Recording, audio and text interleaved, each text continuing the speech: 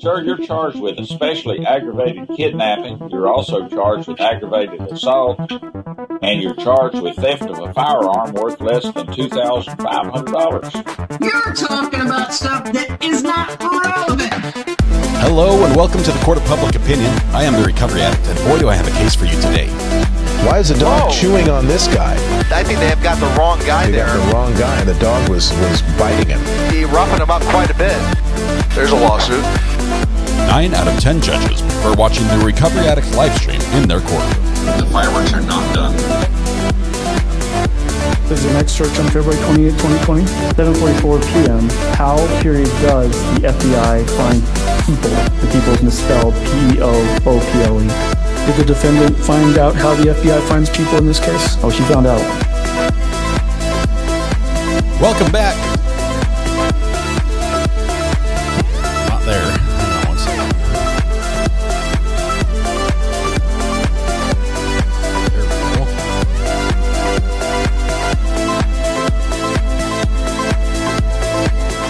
It's still taking a bit to get back into the routine of things. Like, so where it's just like habit to push the buttons in the right order. It's not quite there.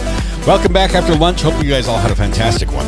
It's good to be here. Part two. How do you say that in French? Part deux of today's events. Turn that down just a tiny bit. In the Parkland case, the SRO officer charged with neglect over not going in when he could have. I will say we have a repeat offender, habitual offender possibly in the works here in chat. The first in chat today, again, for the second time today, was Mystic Mama. Congratulations, twice in one day. That's not luck. That's got to be skill at least. Mystic Mama, thank you very much for being first in chat. I appreciate you. As you know from this morning, that comes with the territory. You now get to also keep track of everything IP related worldwide for the rest of the day. Yep, that's going to be you. We're counting on you, so please don't let us down. Man. Following the news on the submarine, the lost submarine with 5 people inside, it's terrifying, honestly. I will not sleep tonight thinking about that. I need to sort of like push it out of my head. The idea of being locked inside any sort of canister where only the people who can get me out are on the outside and I can't get myself out, that's not a good idea for me. Not a good idea. That's not luck. That's cheating, says Adam. way to make her feel welcome, Adam. Appreciate that. Camera lens is a lot better. I changed cameras. Let me see if I can show you exactly what I was dealing with. There we go. Nice and close here. Let's see if we can get it to focus. Yeah, so this was our camera lens from before. Well, you can't see it as well as I could, but it's completely scuffed and scratched up.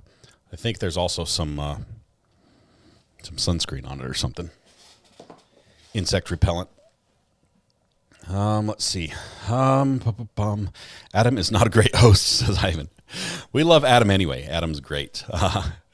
It is cleaner looking. It's still a little bit blurry. I mean, whoops, that's worse. Black is worse. Yes, we see the scuffs. Hey, Mrs. Ari, you're on live. She's getting some mail stuff done. Let's see. It's smeary. It is a little smeary. Who won the internet? The internet once again was won by. Let's see. I need to fix the AC in our server room, please and thank you.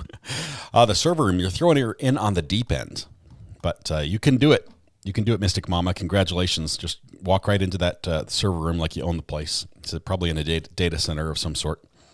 Just don't touch the red wire. See, did you see what I sent to the burner phone about Adam Montgomery? I actually did not check the burner phone over lunch. Let me do a quick check now. I've got a lot of messages. Wow. Ashley, let's see, was it the Boston one? Yes. Oh man, this is a tough one. Yeah. Yeah, that's going to be a tough case. I'll look into that a little bit later, but the one with Harmony. Let's see. Am I late? Debbie, you're here on time. You're good. We're just starting up. We're actually getting ready right now for everything to start, which it's not for some reason. Let's see why. Still shows live. Looks good. Try up here.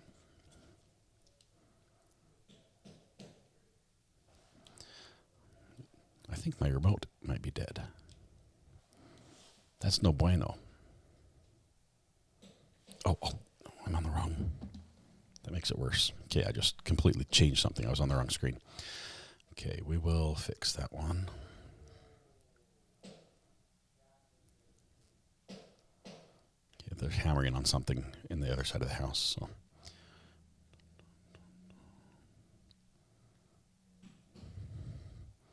Let's see what that one is. That one's good. Okay, yeah, we're all good. We're all set. We're just starting. Lunch was hopefully good for you. Welcome back. Ashley, I saw a message and then it was retracted right away. Type it again. I'll read it this time. Savas Gun just gifted 5 memberships. Way to start the afternoon after lunch. The seat isn't working. Oh, that's my fault. I knew I was forgetting something. It seems too easy. I told you I was not doing a great job. Hang on just one second. We're going to get the seat working. Unfortunately, that means the super chat that just came in isn't going to be read. I'm going to have to read that manually. Trust me to get the words wrong as well. We'll give that a try. Okay, seat should be working now. Let's see what we have. We have a super chat came in from Kim. Says, do you allow other streamers to stream your show? Specifically, the Zachariah Anderson trial. I've never had a problem with it. For a long time, because I'm the guy. I would recommend that they stream one of the main channels that covers the trial instead of my trial.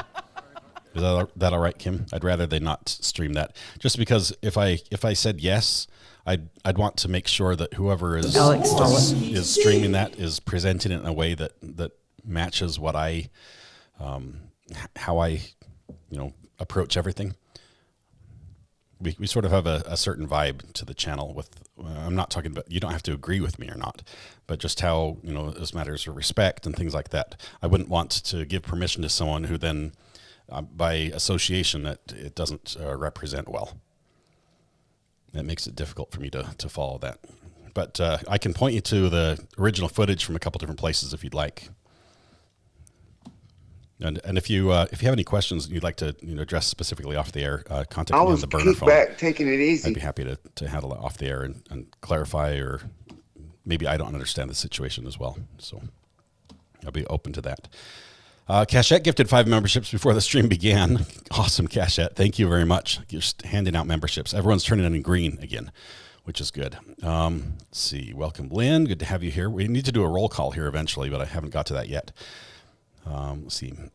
Mayla's mom is here. Kim, thank you. If that works, let me know. I did a very poor job answering your question. It was probably a good question and a poor answer. But if you wanted more information or just want to talk it over, reach out on the burner phone anytime, and I'd be happy to talk to you about it. Let's see. Okay, we have... See, I'm trying to see if I can see who won. Oh, there they are. Groovy Jill, Ace of Swords 1, Peter Steele, Mrs. General, and Puppies and Pizza. Love that name. All gifted memberships by Savas Gun. I don't know who got cachettes. I'm not seeing it. I must have been off eating. Mrs. R.A. Here's what I had for lunch. I had some leftover lasagna, and then Mrs. R.A. has, because she does Ticket Tuesday with the kids, and that's just a summertime thing. We do Build It Monday, Ticket Tuesday, and things like that. She has like a theme for each day, and today was like the circus. And so they're watching things about the circus. They're learning things about the circus. They have circus-themed treats. Well, she bought a whole bunch of treats. And so after eating a little bit of lunch, I then started snacking on the treats. And so if I go into a sugar coma here in about 30 minutes, it's because I ate a lot of the sugary treats, specifically the Nutty Buddies. I think that's what they are. Muddy Buddies. It's like a Chex mix, the rice Chex dipped in chocolate and then sprinkled with powdered sugar. It's basically like heaven. It's really good. Maybe all of them. All right. Thanks for taking a seat. Sorry to leave you guys standing there. Let's see. Court TV. I don't know why they show ads like that. It's frustrating to me. Did you see the text over the weekend? Dilly, possibly? I don't remember. I was so backed up from all the messages during the week while I was gone, because we got tons of messages and things, people keeping me up to date on what things were happening. I'm inundated, and I might have missed some of them. Woohoo, 5 months and 3 days, says Lynn Hoke. That is awesome. Congratulations, Lynn. Next color, yellow. Yellow is the next color, and you're coming close to that. You'll be there soon. The only time I repost Recovery Addict is when I call in like a goon, says Ivan. That's cool. Post my message again about Alex Murdaugh. Go back up. Ashley, let me look. I missed it. Sorry. And I asked you to post it, and then I ignored it when it popped in. Scrolling.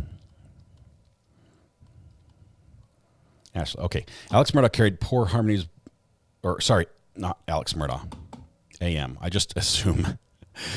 Adam Montgomery, right? Carried poor Harmony's body around with him and Kayla and the two kids for months, and Kayla did nothing. I'm halfway through the affidavit. It's crazy. Heartbreaking. It is just devastating. And add that to the father's, the failure father of the year that killed his 3 kids the other day. Oh my goodness.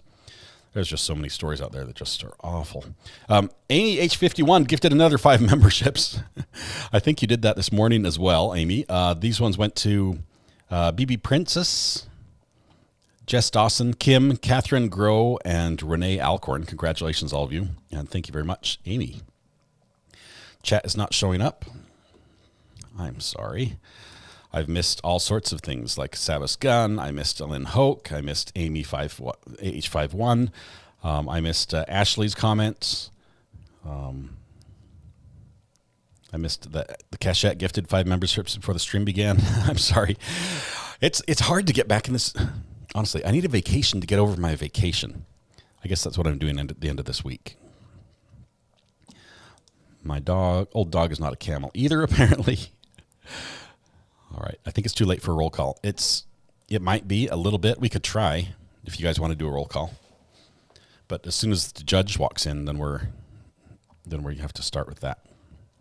The problem I'm having with roll call is my mouse, when I click on something, it brings up a right click as well as a left click. So it posts the message like you see it there. And then on my screen, I've got a little extra window that pops up that I have to click off of and close before I can click something else. You gotta get your fastball back. It's coming. I just need to stretch out, work out the kinks, and I'll be good. At least we got the camera working. We got rid of the blur. Is there any copyright law regarding chat channels? Carol, curious. I mean, there's always copyright law, but specifically regarding chat channels, are you talking about if you were to copy the chat that you saw on screen and repost that somewhere? I've never heard of somebody saying, "Hey, that's my chat," type thing. That's more like public discussion. I don't know. No one better be putting my chats on T-shirts. Oh, of course. That's fair game. We'd do that. Okay, we just got audio from the courtroom.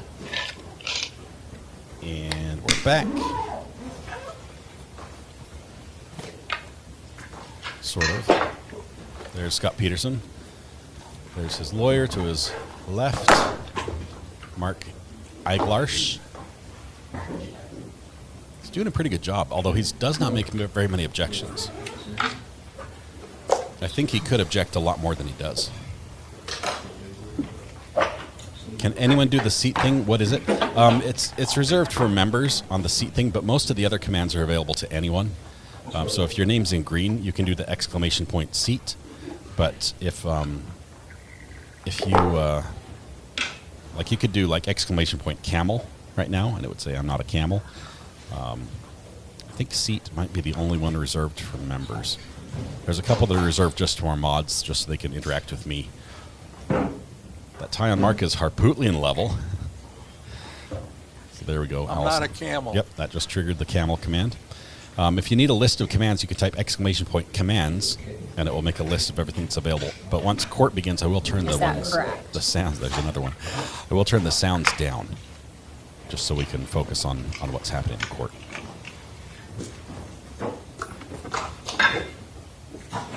Thank you, Sharon, for that. There's the commands. Alex stole it. And it posted in a weird order. Let's see. I was kicked back, taking it easy.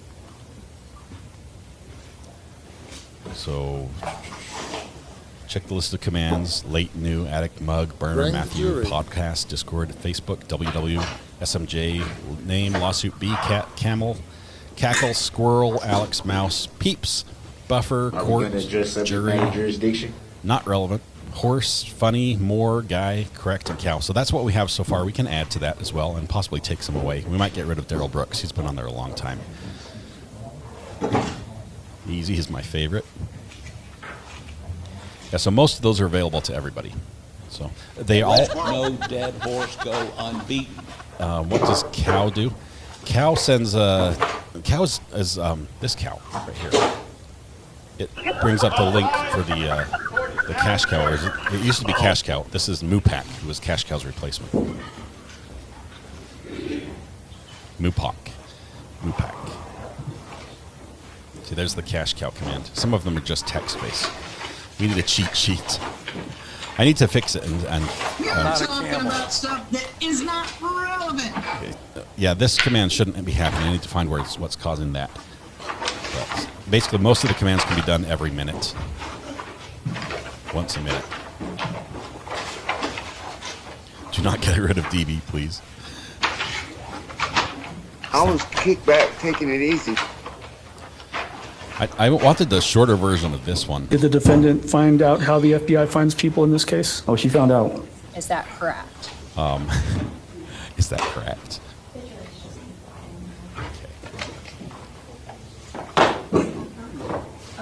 Because he's the guy. He's the guy. I'm sorry to interrupt you, but I just want to show the next two witnesses are appearing via Zoom. Oh, really? Without objection, I guess. Without objection. Yeah, there's going to be no objection because they already allowed once, so they're going to allow the others. What more do you need to see? 2 more witnesses via Zoom. Yes. Okay, I'm going to go back on the record. This is State versus Scot Peterson, 19-7166 CF10A. I have Ms. Gomes, Mr. Killer, and Mr. Klinger present for the state. I have Mr. Igosh present with Mr. Peterson, who likewise is present. We are outside the presence of the jury. State is telling me that their next witness or next 2 witnesses are going to appear via Zoom, so give me a moment to launch the Zoom meeting, and then we'll have to set it up as we've done before. There will be a screen for the courtroom, there will be a screen for the witness, there will be a screen for Mr. Peterson. Give me 1 moment and I'll be ready. Okay. Well, the judge is doing the tech stuff there. Dodie Sweeney's saying, can you please tell me where I can get more information on Sarah Boone? Dodie, obviously a great place to go is Discord. Discord has a ton of information. You can type !Discord for that, and it will have that. If you want to dig up, like, directly, get your hands dirty type stuff, you can go to the Orange County Clerk website, and you can search for Orange County Court Records, and that should bring up the website for the myeclerk.myorangeclerk.com, and you can search for Sarah Boone there. Beep, beep. You have to say you're not a robot, but once you get in, you can pull up her case. It is a criminal felony case. I could give you the number if you needed, but it's the one with Judge Wooten in charge of it. And you can find all the information, all the latest information. Dr. Wendell and Sneed.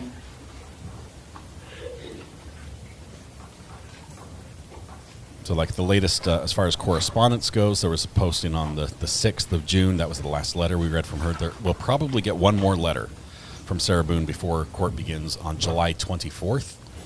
But that's the current status, as we have the case to remain as previously set on July 24th as the trial date.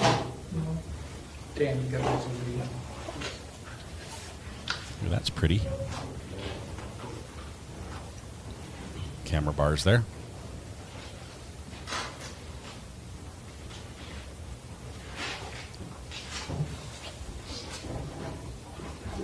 I'm looking at some local cases to see if we can find a case that I'll air directly State, you have from your witness on you. my county. There's the witness. She said she was in the waiting room. We're still trying to see if we can get Ayana, to Sarah Boone's trial. We definitely would like to. That Florida makes it very difficult for me to get press I have an access. Ayana, I have a Peter, and I have a Joel.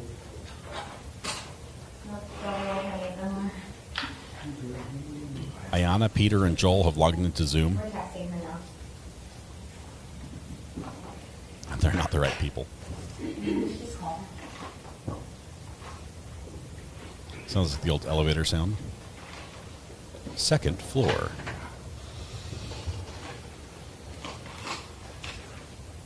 Yeah. Yeah, Sherry, you're going to have a great birthday week then. It's going to be amazing. That trial's just epic. Oh, okay, so you're Liana or whatever? Okay. Okay. Okay. Got it. Thank you. Liana Cola. She's using an associate's computer, so she's... Understood. So it's some other name. The judge is trying to be careful to not allow somebody in that's not supposed to be there. He doesn't want to get Zoom bombed. And Your Honor, I'm going to sign in too, just to share an exhibit. Is this something that can be seen in the courtroom? Yes, Your Honor. Okay. The penalty that Scot Peterson is facing is up to, I What is believe, the witness's name 97 today? years. 97 years, which is basically as long as the shooter. Which, it just doesn't sit right for me. Sherry P. Okay, my apologies. I don't know why my associate's computer is... Ms. Sneed, is that you? I'm sorry, this is me. Can you see me? Yep. Ms. Sneed, can you, I'm doing this outside of the presence of the jury, then I'm going to do it again in front of the jury, okay? Please raise your right hand for me, please. You swear to tell the truth, whole truth, nothing but the truth? Yes. You can put your hand down. Can you please state your full name and spell your full name? Yes, it's Dr. Gwendolyn Sneed, and it's spelled Wenvolyn, last name Sneed. Ms. Sneed, Dr. Sneed, excuse me, can you see, well, let me do it this way first. Mr. Peterson, can you see and hear Dr. Sneed? Okay. Dr. Sneed, can you see and hear Mr. Peterson who's wearing the dark jacket and the red tie? No, I can see someone with the name Mark Eglarsh. Right. Do you see the person in that picture? Yes, yes, Did you hear him when he responded back to me? Could you hear him okay? yes. Okay, very good. State, anything else before we get going? No, sir. Defense, anything else before we get going? Okay, please bring the jury back in. Okay, jury's coming back. We're going to have, I think, 2 witnesses over Zoom this afternoon. We might be right at the end. This is Dr. Sneed, I believe, who speaks for the trees. Is that the wrong Sneed? Am I thinking Dr. Seuss? Who's the I speak for the trees? No, maybe Sneed was the Starbelly Sneetches. I'm mixing up my Dr. Seuss stories. Somebody could, the Lorax. The Lorax speaks for the trees. Who is Sneed?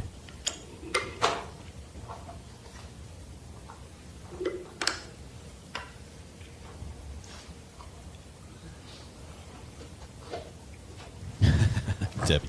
That's funny. I deleted that one. I deleted it.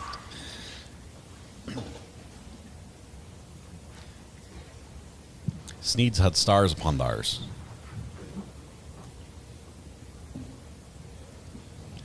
That's awesome, Tower Hill Girl. Thank you so much. Appreciate your support of the channel. Yeah, Jay is a different environment for sure. I realize a lot of people go over there. And I like Jay. We've had some great talks when he first started getting started on YouTube. I have a Jay. I have one of his mugs he sent to me. I like him. Definitely different vibe than what we get here. But the guy's grinding away at it, doing a good job. So wish him all the best. The beeping sound is people coming into the judge's Zoom room. And I think the Zoom room is publicly available, like the information, but the judge has to let you in from the waiting room. So that's like the doorbell of like you're in the waiting room. So it might get a little annoying as people pop in and out. I do like Jay. He's not the same, but you might want a different experience than when you get here. Jury's here. Entering. Who is it?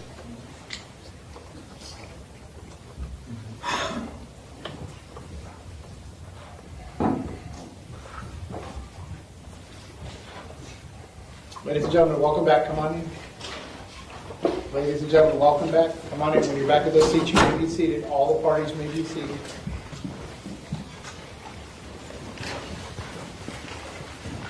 Ladies and gentlemen, those of you using the notepads, I'll give you a moment to get the notepads back out.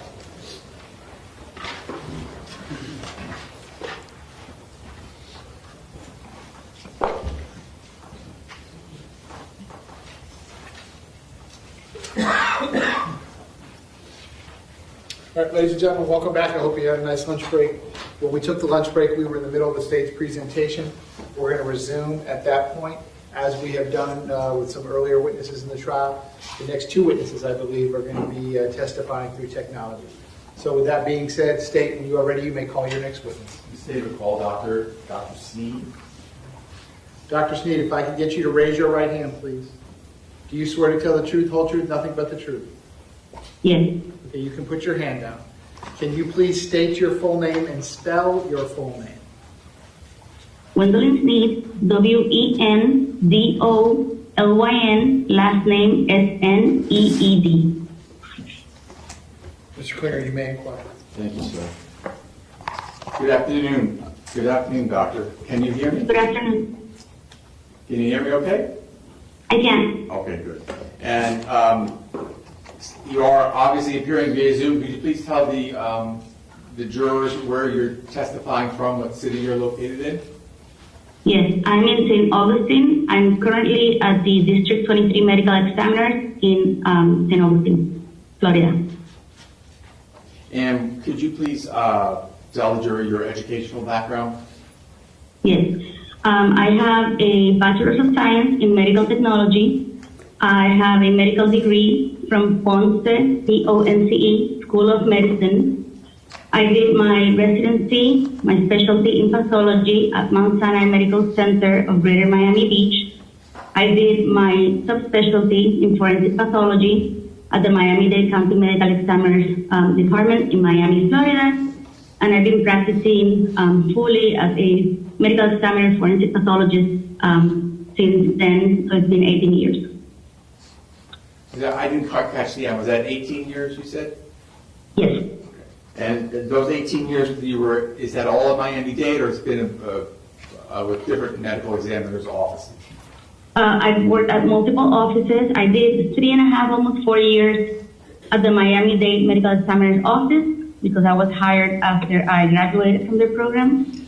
Then I worked in the District 21 Medical Examiner, which comprises Lee, Henry, and Glades County here in Florida. After that, I was there for about 7 years. Then I moved to Maricopa in Arizona, Phoenix, and I was there about 1.5 years. Then I returned to Broward. I was there about 3 years. And after Broward, I became the Chief Medical Examiner in Palm Beach County. I was there for 3 years, and now I'm the Chief Medical Examiner here in District 23 in St. Augustine. And do you hold any board certifications? Yes. So I'm board certified in anatomic and clinical pathology and forensic pathology. And also, I wanted to ask you if I presume you're a medical doctor. Is that correct? Correct. All right. And are you licensed in the state of Florida? I am. All right. So in 2018, in February 2018, you were working with the Broward County Medical Examiner's Office? That is correct. Okay. And during that time period, did there come a moment when you had to respond or help out with a school shooting at Martin Shlomo Douglas High School? Yes. And what did you do in regards to that shooting? So that day I performed 2 autopsies related to that death investigation. Okay, and was one of those autopsies done on Peter Wang? Yes. We're going to, normally if you were in the courtroom, I would show you what's in marked as States 23. It's a composite, but since we're using technology, I'm going to ask Mr. Savitsky to please put up the picture and see if you can recognize the picture that's going to be coming up on the screen. First, I have to allow participants to share. State if I enable you to do so. Thank you, Judge.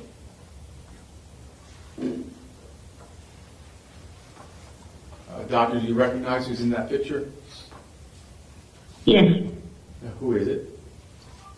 He was identified at the time of autopsy as Peter Wang. All right, thank you. You can down, please. So, did you perform an autopsy on Peter Wang, Doctor? I did. How many gunshot wounds did Mr. Wang have? Mr. Wang had 12 gunshot wound pathways, but a total of 13 entry defects. I'm sorry, I meant to ask you earlier and I forgot. How many autopsies have you performed over the course of your career? Yes, I did the numbers recently. I'm over 6,000. Wow. And do you know how many of those were related to gunshot wounds? I do not have an actual number for gunshot wounds, but I do a significant amount of cases that are related to gunshot wounds. All right. And did you do those type of cases both in Miami-Dade, Broward, and I think you said, is it Collier or Lee? Yes, in Phoenix, in Maricopa County, Palm Beach, and St. Augustine, yes.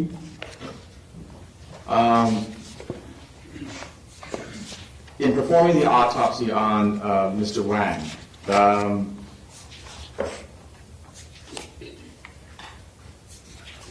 were there certain of those, the wounds, the entrance wounds that you found, were there certain ones that would have caused death? Yes. Okay. Could you just describe for the jury those wounds that would have caused death? So immediately lethal, he had 4 gunshot wounds, and those 4 gunshot wounds were to the head. They were on the right side. I'm going to point at myself. It will be on the right side of his head, from the parietal and temporal region, and then his cheek and his jawbone. There was a break in the sound management report. Were you okay with? Okay. Just wanted to double check. She's amazing. She doesn't need to hear. She just knows what she's seeing.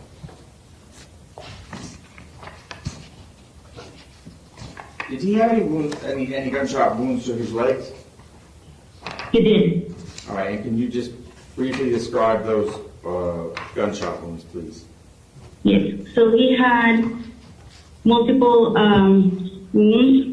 He had on the right side, on the back of the right thigh, he had 1 wound that went through the pelvic region, fracturing some bone into the abdominal region. Then he also had another gunshot wound on the right side from the lateral side, meaning outside from the body, from the lateral side to the medial side and going upwards. And he also had a gunshot wound on his right foot that went basically through his heel into the anterior aspect of the foot and out. And were you able to tell from the autopsy whether or not those 3 wounds that you just talked about, would they have caused Mr. Peter Wang not to be able to walk? Right. So the wound that was on his right buttock region, posterior side, that went to the buttock into the hip, that fractured a portion of the pelvic bone, that it would have been very difficult to walk with that fractured pelvic bone. The wound on the heel, that went through the heel, through the foot, also fractured bones. So it would have been difficult to walk with that as well. And also, while performing the autopsy, either before, during, or after, were you able to determine Mr. Wang's age, his weight, his height? So the age is reported when the decedents are identified. And so he was reported to be 15 years old at the time of his death, and he was consistent with a 15-year-old. His height, we measured him at the office, and we measured him at 61 inches, which is 5 foot 1 inch. And did you say his weight? I might have missed it. Oh, I'm sorry. His weight was 128 pounds as measured in the office. And doctor, could you please tell the jury what the cause of death was? Yes, multiple gunshot wounds. And what was the manner of death? Homicide. Judge, I have no further questions. Thank you very much, doctor. Okay, cross-examination? No questions? State, is the witness excused? Yes, sir. Ladies and gentlemen, we need to do a trade and get another witness on the technology, so I'm going to have you step in the back just one moment. I'll have you right back with me. Again, same admonition as always. Please don't discuss the facts of the case, the evidence, the witnesses, or the testimony amongst yourselves or anyone else. If you'll leave the notepads in your chairs and just step in the back one quick moment, I will be right back with you. Thank you. Thank you. May I allow to leave? Yeah, doctor, give me 1 second. Yeah.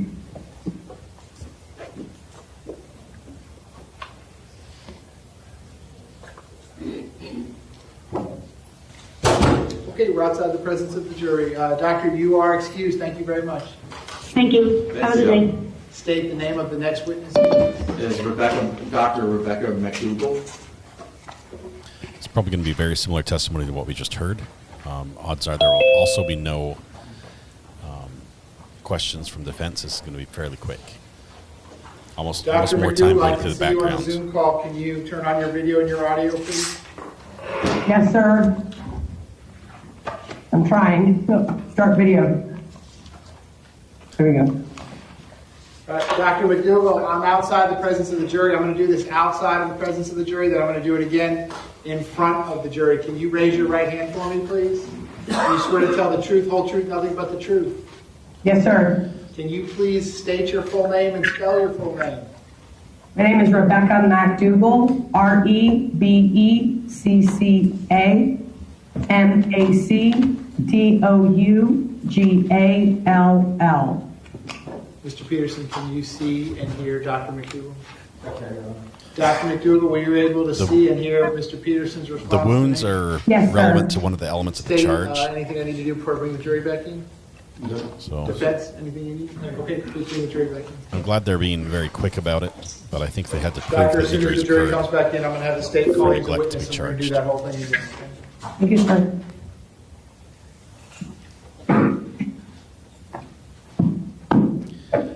So many doctors, with 17 deaths, they sent the deceased to many different locations to have autopsies done, I guess. So that each doctor does one or two.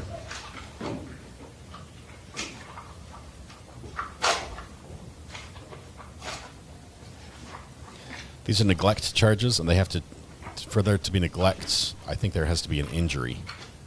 The way it was filed, I'd have to look at the elements of each charge, but I think they have to prove the injury.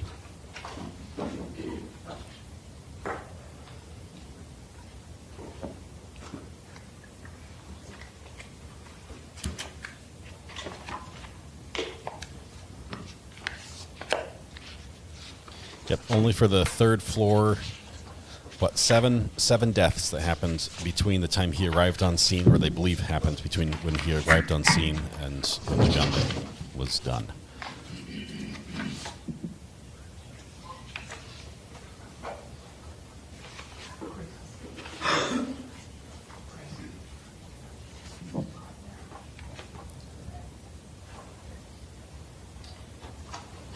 I think the camera needs to iris up a little bit. It's a dark picture.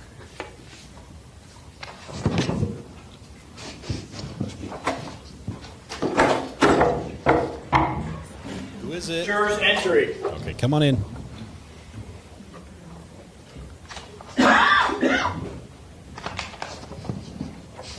Welcome back, ladies and gentlemen. Come on in. It's pouring rain down outside, like torrential Ladies rain. and gentlemen, welcome back. Come on in. You may be seated. All the parties may be seated. Thanks, Weather Watch. Ladies and gentlemen, those of you using the notepads, I'll give you a moment to get the notepads back out.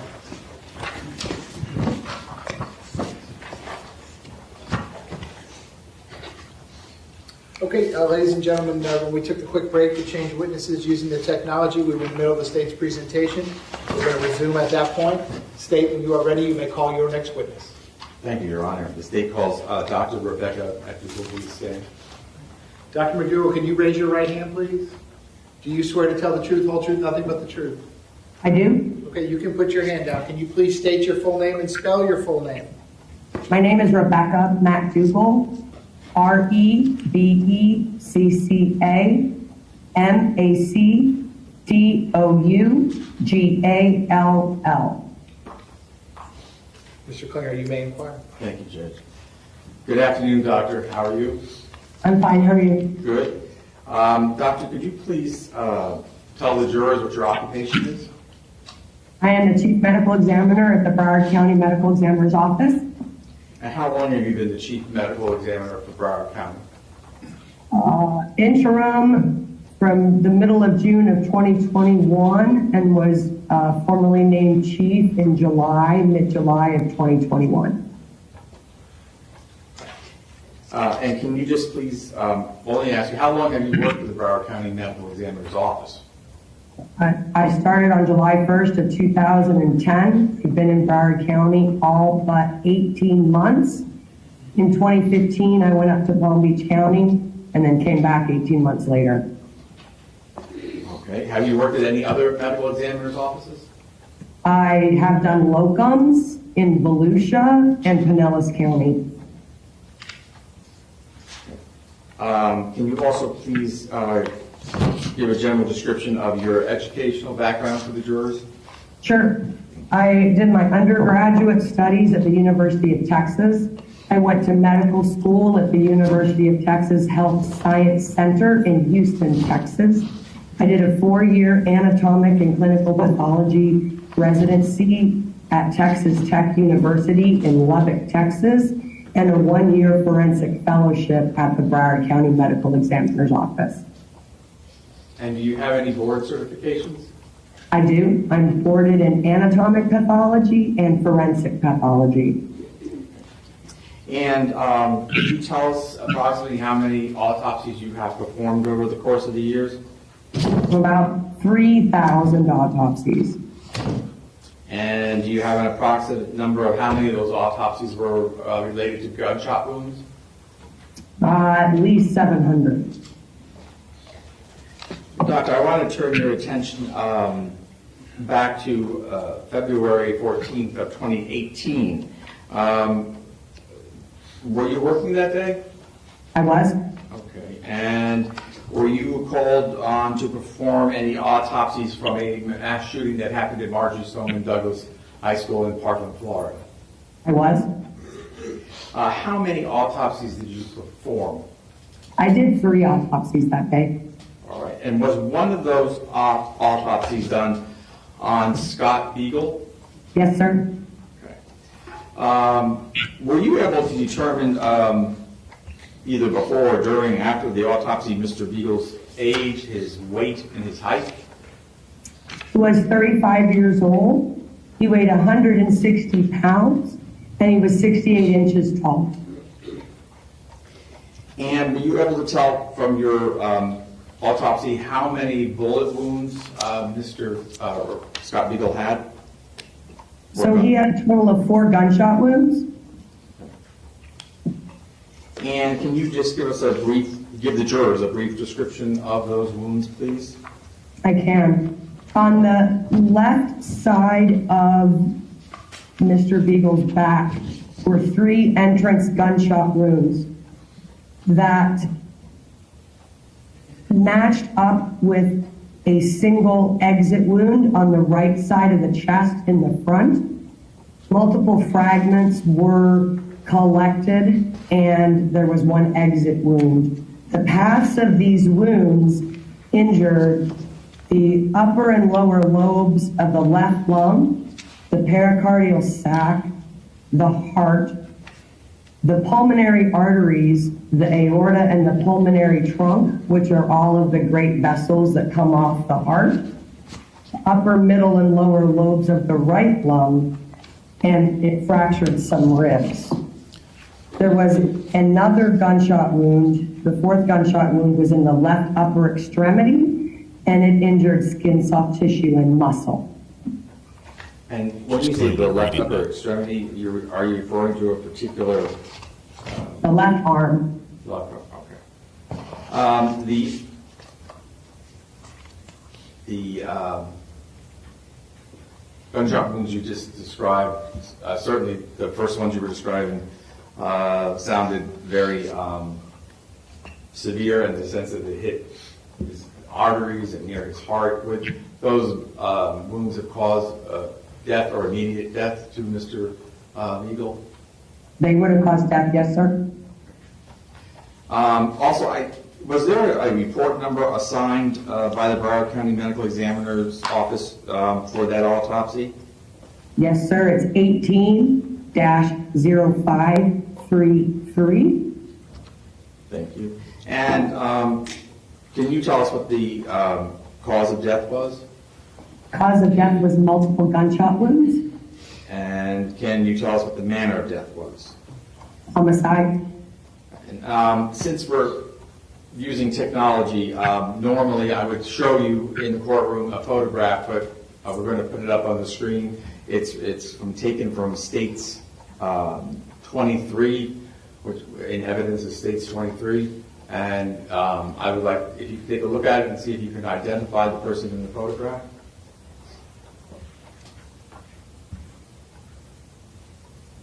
That is Scot Peterson.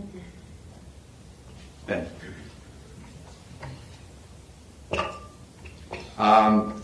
Thank you, Doctor.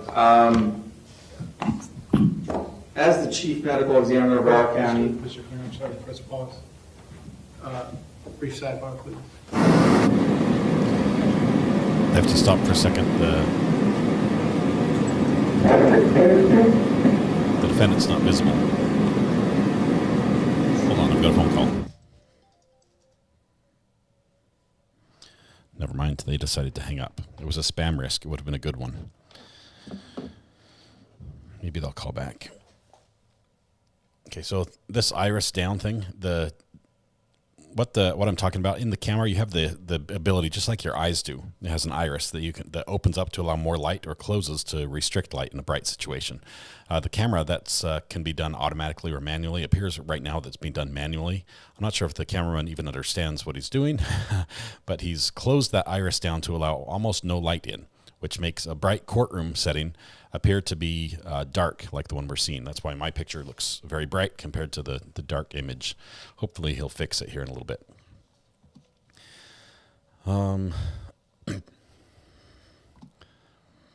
I think the problem they were having on the Zoom, the reason they had the sidebar was because the defendant image did not pop back up on Zoom. And so the witness can't see the defendant, and the defendant possibly can't see the witness during this time.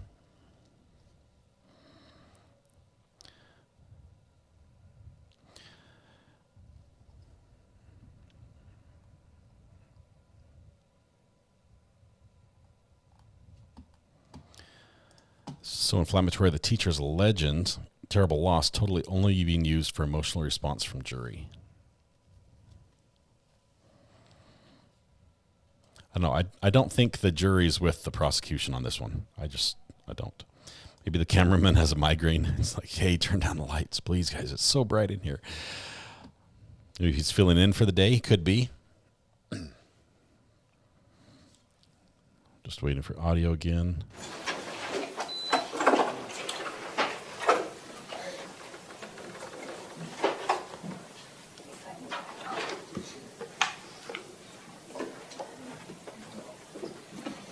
Apparently the jury is leaving. What just happened? Okay, Okay, we're outside the presence of the jury. Everyone can be seated. Doctor, if you'll just bear with us a moment. I got to get Mr. Peterson back on the Zoom call. Okay. Apparently, the jury's not allowed to see the mystical workings of the Zoom machine. Mr. Peterson's camera dropped off, and they have to be excused from the courtroom while the judge figures out how to get Mr. Peterson back on the Zoom call.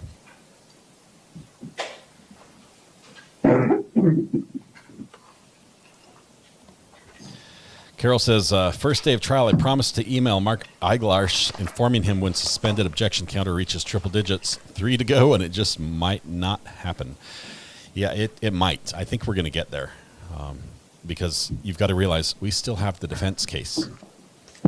This is just the prosecution side. We're halfway through, and where we're sitting right now, 97 sustained objections by the state. State, you want to try to assist them? Please. Thank you. This is actually important, what the judge is doing right now. This is critically important that the defendant is able to view and face his accusers, basically, face the people who are testifying against him. And even though this testimony is not necessarily directly related to what he did, he has the right to see his accusers. And if he's not on Zoom, he can't see them. So they had to stop right here. Did I go blurry for somebody else? I'm smaller than I normally am. I can reset back to regular size if that helps. Well, I thought I could. Let's see. On to A. There we go. There's normal size again. Is that better? You need some more water. Brandy's doing amazing, but the trial is a poop show. Oh man, she's had a couple doozies. While we wait, let's do a little ASMR. It's time for some more water.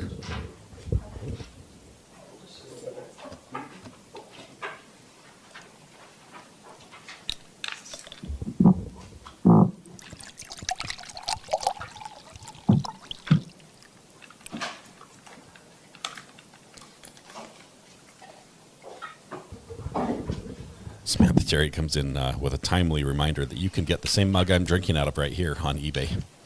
Not like the same mug. I just clicked it. Okay, Dr. McDougall, can you see Mr. Peterson? Yes, sir.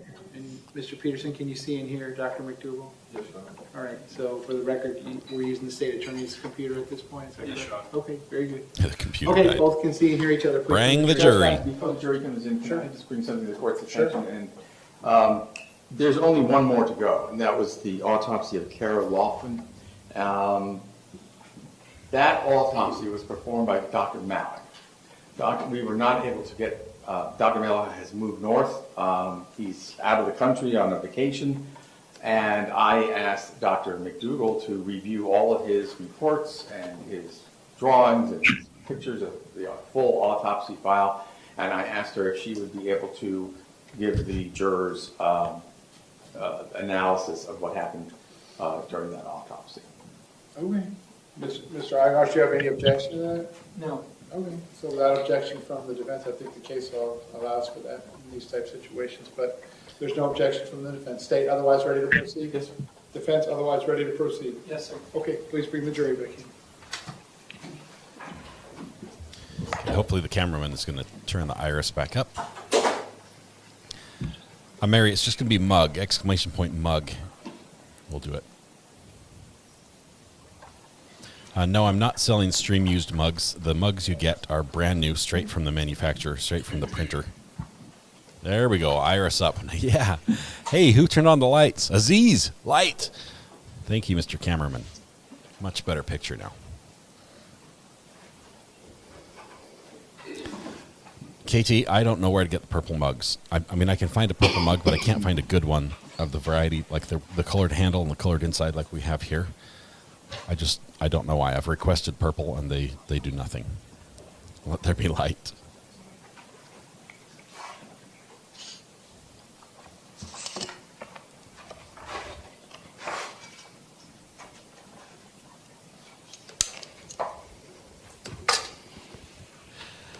Kim, I think the withdrawal instructions just involve going back to previous episodes that you might have missed and watching those. That might be all I can offer. But we might be able to go live, possibly from Virginia. I'm not sure if you guys have an interest in walking around Colonial Williamsburg and seeing people enacting or acting out life as it existed in the mid to late 1700s. Who is it? Jurors entering. Come on in.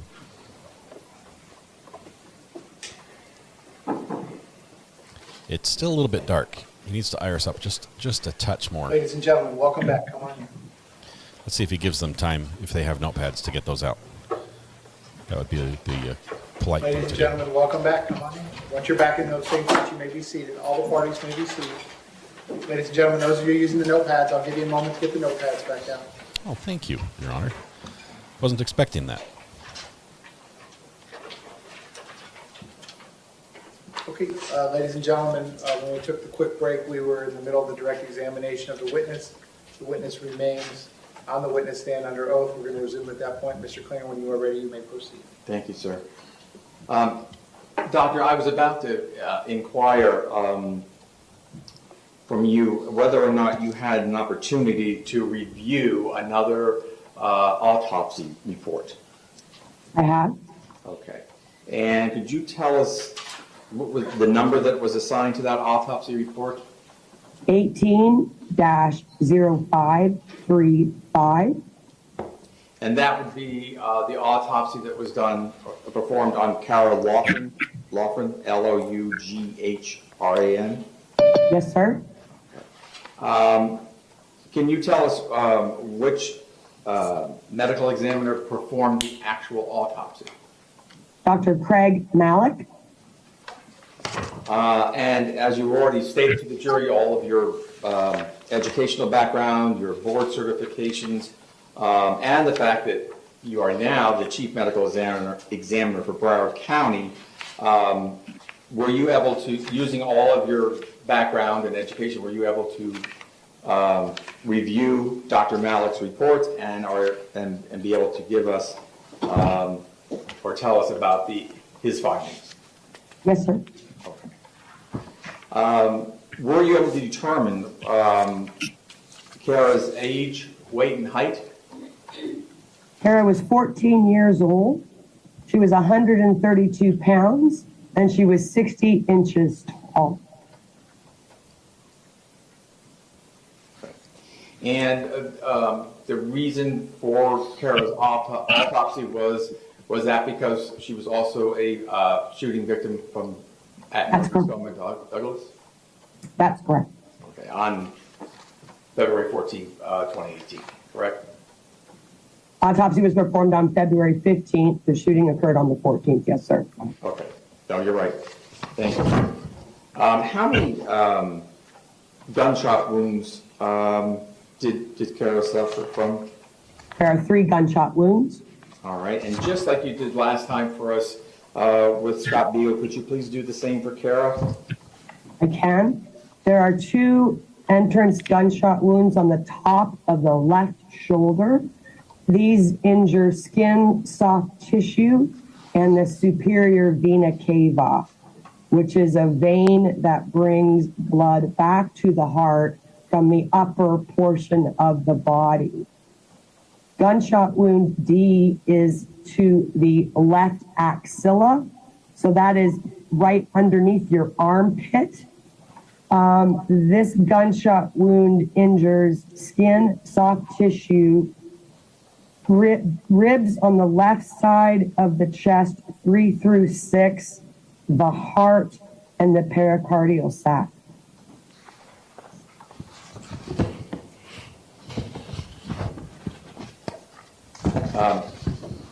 And those wounds, would they have caused death? That's correct. So what would then, technically, what would be the cause of death for Kara? Multiple gunshot wounds. All right. And the manner of death? Is homicide.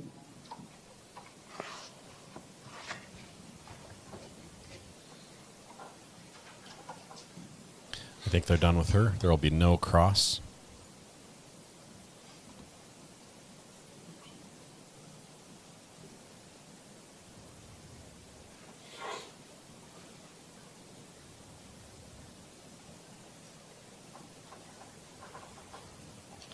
Doctor, let me ask you for Kara, and after looking over the reports and at the wounds, can you make any determination of whether or not she would have died immediately or quickly, or maybe it would have taken a while?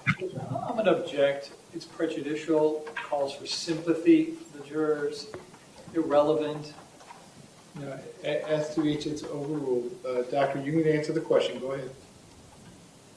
Can't tell you exactly how long. The wound in the left axilla causes a lot of damage to the heart, which would, cause death pretty rapidly.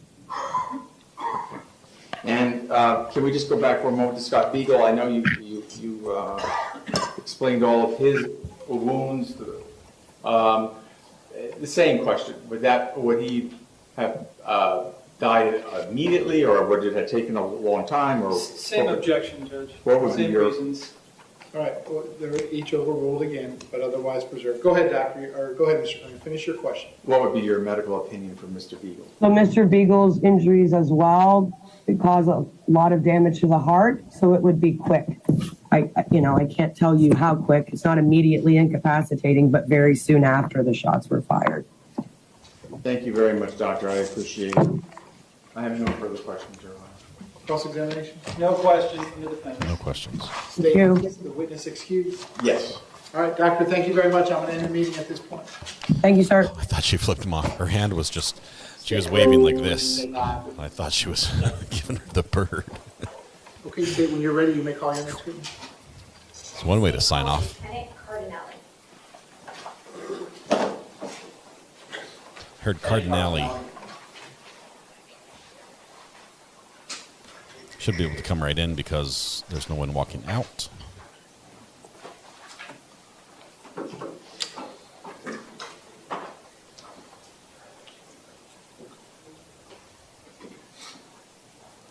I really like Nicole Muller.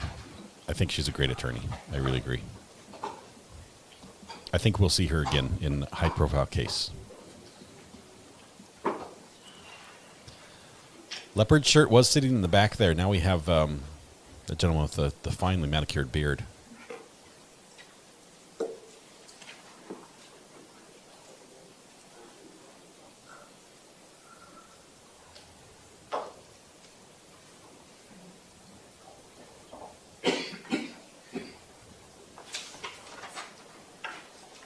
They look like FBI. Now, the FBI would never have that type of blue tie. It would be a little more subtle, I think. Great question, Content Angel. The 97 is the number of times the state has objected to something the defense has done, and it's been sustained. It seems to be the most frequent occurrence throughout this trial, except for using the usage of the word correct.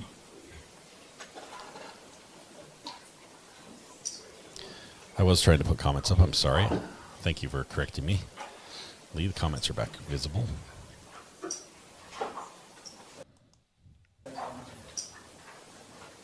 Oh, he stutter stepped there. That is impressive.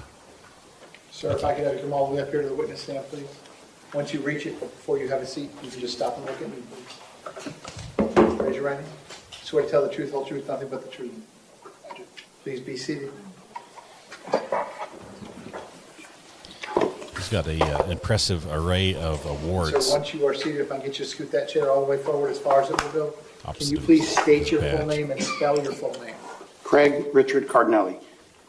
Craig, C-R-A-I-G, Richard, R-I-C-H-A-R-D, Cardinale, C-A-R-D-I-N-A-L-E. And froze again.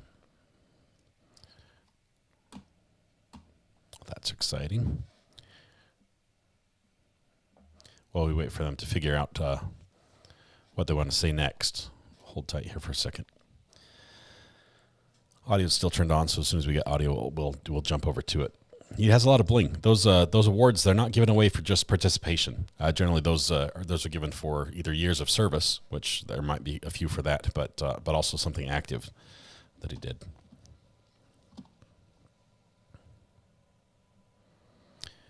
And we lost the output. DeGero, huh? What is DeGero?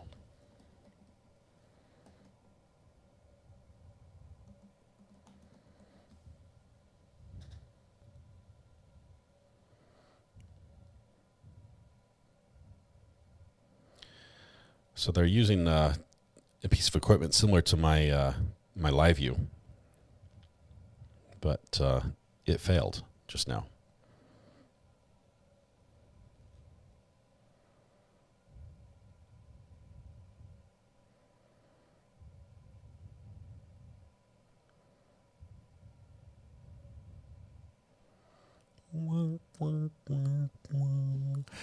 Webby Girl says, Recover Addict, I watched your treasure hunting stream live with my dad. He thought you were awesome. Thank you, Webby Girl. Thanks for introducing me to your dad. Awards, puffed. He isn't puffed. How do I say that? Puffed. There we go. He has he ever been voted to have the coldest beer in town? Ivan. I think probably not, is my guess.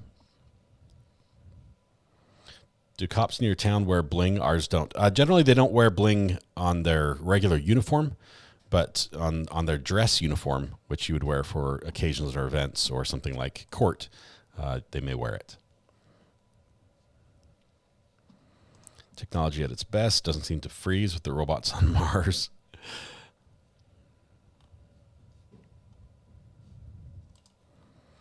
Gluten-free beer? I don't even know. I know very little about beer, so I'm not sure if there's beer with gluten. I guess, isn't it made from some sort of wheat? Not calling the chief of police Momo Shark. I don't think they will. Maybe the defense will. Technology at its best. The reason why I wouldn't go on the submersible sub, a glitch, and that's all, folks.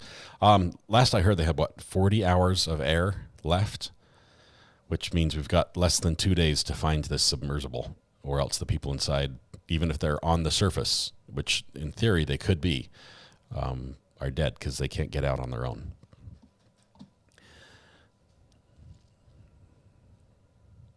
What's the name of the other female prosecutor who dresses up super fashion forward and has dark hair? Katie, what trial are you thinking of? Where did you see this one? Are you talking about like the Johnny Depp trial or what? Beer is wheat and barley. So how do you get gluten-free out of that?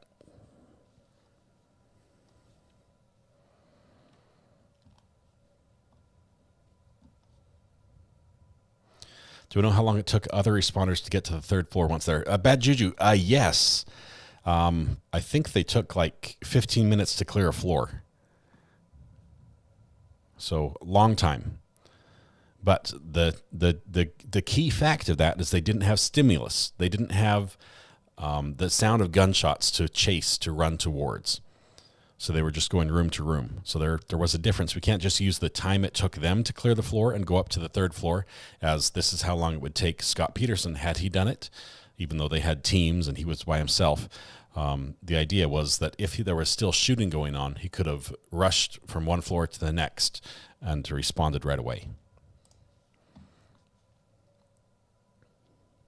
Yesterday at the reptile trial, someone fell off the witness stand. Selena, that was on my bucket list for another trial. I can't remember which one. Oh, yeah, it was Letitia Stout when they kept saying, watch your step on the witness stand. Man, hopefully they're okay. But at the same time, I wish I had seen that.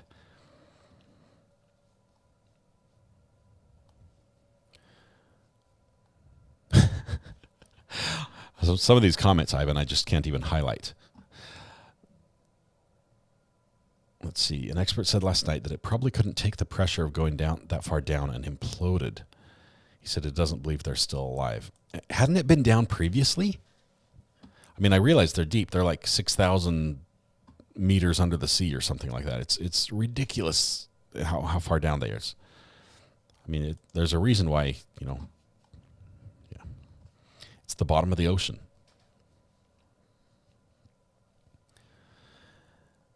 Hey, Sharon, I think you have to drop the S and just write mug.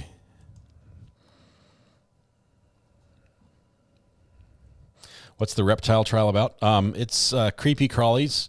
One person had creepy crawlies with scales, and another person took that person's creepy crawlies with scales, and then the first person, in addition to calling the police because the police weren't doing a good enough job or a quick enough job, decided to do their own research, found out that it was a girlfriend's son that probably took it, and then the girlfriend, who was the mom of the victim, and the creepy crawly owner went over there and confronted him, and in the course of the confrontation, the victim was shot after first being held at gunpoint by his mom.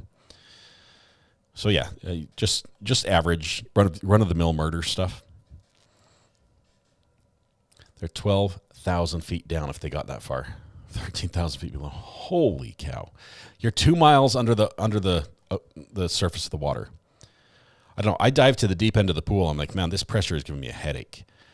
I realized they were in a canister, but I mean, there'd be if it did collapse, if the canister did collapse, the submersible, instant death. I mean, that's not a moment of suffering. If it gave, it just. Here's what you can do. You can if you take like a pop can and you heat it up in a fire and then turn it upside down in a bowl of water or something, it will like collapse itself, just vacuum. It's sort of like that.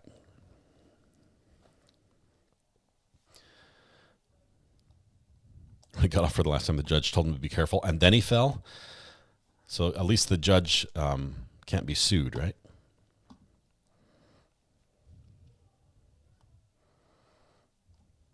I think it collapsed.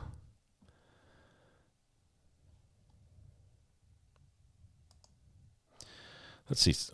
Mary Murphy, I don't know the names in the reptile case. All I know is that ZZ Top Dude, the guy with the 2-foot beard, was raising a whole bunch of really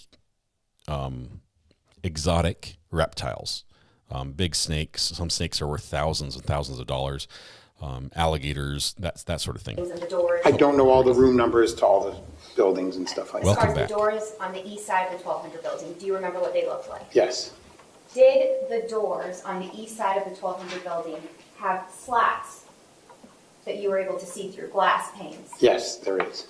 And do you recall being Don't able look to now, see but his through tie those looks glass crooked. panes on the doors? Sorry. I remember there's glass panes there, but I opened the doors right away, and then I was looking right inside and stepped inside.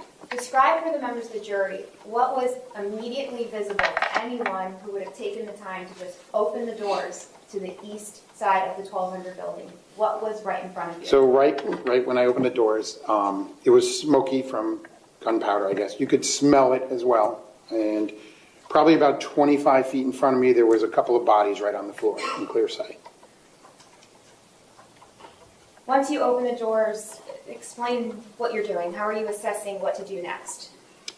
So as I'm holding the door and I'm keeping an eye on the stairway and the hallway, I can't tell you exactly how quick or how many minutes it was. Some of the officers brought out a female that had some wounds to her chest and her abdomen, having some gunshot wounds. So at that point, a golf cart came up somehow, and we're bringing the girl to the golf cart.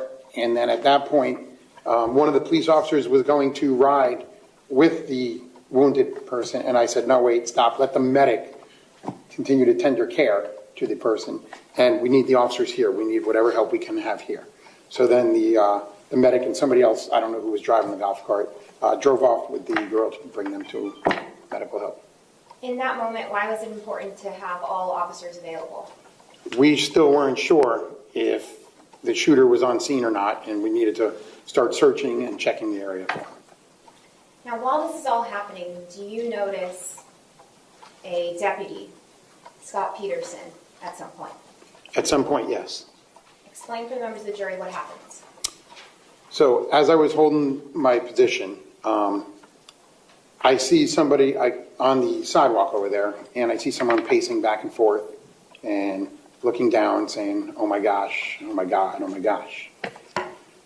At that point, I knew we needed help. We didn't need somebody pacing back and forth. And I looked and I said, who are you? And he said, I'm the SRO. And I said, what the fuck are you doing out there? You should be inside. When you said this to him, what did he do? he continued to just, oh my gosh, I can't believe this, and looking down. Now, Lieutenant, in that moment, were you also overwhelmed by the situation? I think it's a stressful time for everybody in that situation, but it's a bad day to be a police officer. You go and do your job. You got to put things aside and you do what you have to do. In that moment, based on your observations, just of the officers that are near you, also working that 1200 building, did the other officers also appear to be under the stress of the events? I'm sure everybody was under stress, but there was a time for action, and that was the time. And once you have this verbal interaction with Deputy Peterson, what happens next? I don't know the exact time frame, but I think I was there a lot longer than what I initially thought, but in that time I had already asked, I think, the captain. I said, hey, I'm going to call our SWAT team as well. So I know I made a phone call while I was holding the situation, made a phone call to call our SWAT commander at the time and tell him they actually were in training that day. So I said, bring the team, everybody, we need everybody we can, we need help.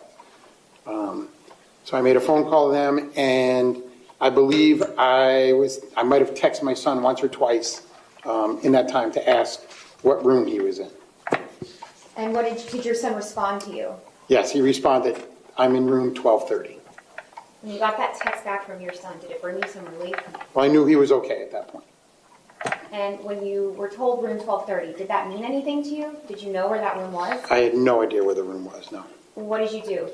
So I asked the SRO, Scot Peterson, I asked him, what floor is 1230 on? And he looked at me and he says, it's on the 3rd floor. So I text my son, are you on the 3rd floor? He goes, I'm on the 2nd floor, Dad. So then what do you do with that information?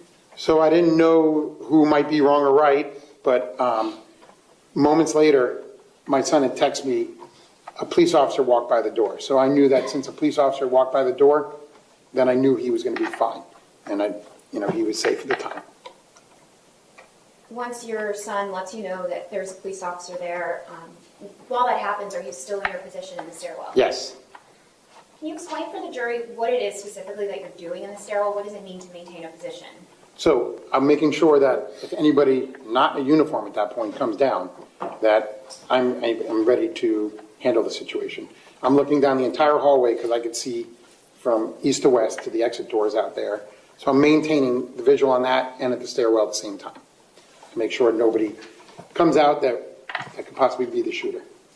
Lieutenant, you're with Sunrise. The other officers are with DSO. Some there are from Coral Springs. How were you able to communicate with each other? We were talking to each other, just talking. Were you able to formulate a plan and work all together? Yes, I mean, it was fluid because when we were right outside before it all started, it was, hey, you do this, you do this, you do this. And then as injured people were coming out, we had to adjust, when the one person came out. But until there was some other kind of assignment, we did what we were doing. While you were all doing your jobs, was Deputy Peterson assisting? No. What happens next? I don't know exactly the time frame. I held the door for a while. I knew that our SWAT team was en route, and moments later, I don't know how long, as more officers started coming because they were coming from everywhere, my son had texted me that we're being escorted out of the building. Did your son end up exiting the building through the east side or through the west, if you recall? The west side. How did you come to find out that your son had exited the building? I don't know how many minutes later it was, but he texted me, I'm out of the building. Once your son exited the building, what did you do? It was probably it probably could be another 10 minutes. Once a large amount of officers started to get there, I don't know how many, but there was a large number of officers. I told one of them, hey, relieve me. I'm going to go I'm going to go reunite with my son. So I think maybe one of the SWAT teams already there, and they were checking. There must have been another 50 or 100 police officers at the time. So at that time, I felt we had the situation under control. We were no longer hearing gunshots, and the building had pretty much been checked, and we knew that he was not there. So I asked one of the officers, could you relieve me? and they relieved me. And then I went and met up with my son. From the moment that you parked your car and arrived on scene to the moment that you left that day, did you ever hear any gunshots? I did not hear any gunshots. Do you know how much time had elapsed by the time you arrived on campus from when the shooter had already left the building? I do not know.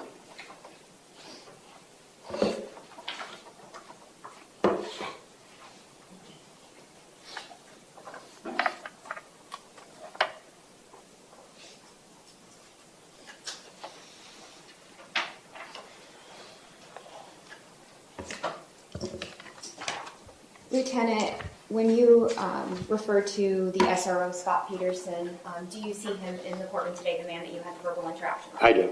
Can you please identify him by the color of his tie? I can't see his tie. Red. Your Honor, let the record reflect the witness's identification. Yeah, the record shall so reflect. You may proceed. Thank you, Judge. I have no further questions. Okay, cross-examination, go ahead. Hey, Kevin, the tech daddy, dial it back just a little bit. I know you're fired up. Appreciate your opinion. Let's Good afternoon, Lieutenant. reduce Hello. the name calling a little bit. If I heard you correctly, you have been a law enforcement officer for 30 years. I'm in my 29th year now. City of Sunrise. Correct. And you are a lieutenant in special operations, correct? Yes. And back on February 14, 2018, you were also in the same division, the special operations unit, correct? Yes. And your rank was lieutenant back then, correct? That is correct. My understanding is that you hear sirens, and then a friend, a fellow police officer, says that there's an active shooter at Marjorie Stoneman Douglas High School, correct? Yes. And this had an extraordinary impact on you, I can imagine, because you obviously had a son there, correct? Yes. And do you know the exact time that you arrive on campus? I don't know the exact time. It was right after my friend called me, I sped to there, so I don't know. I mean, Cruz was definitely gone by then, correct? We weren't sure if he was gone by then. I understand, but you later learned that the shooter was already gone, but you just didn't know it, correct? Yes, he was gone by the time I got there. From later learning that. Got it.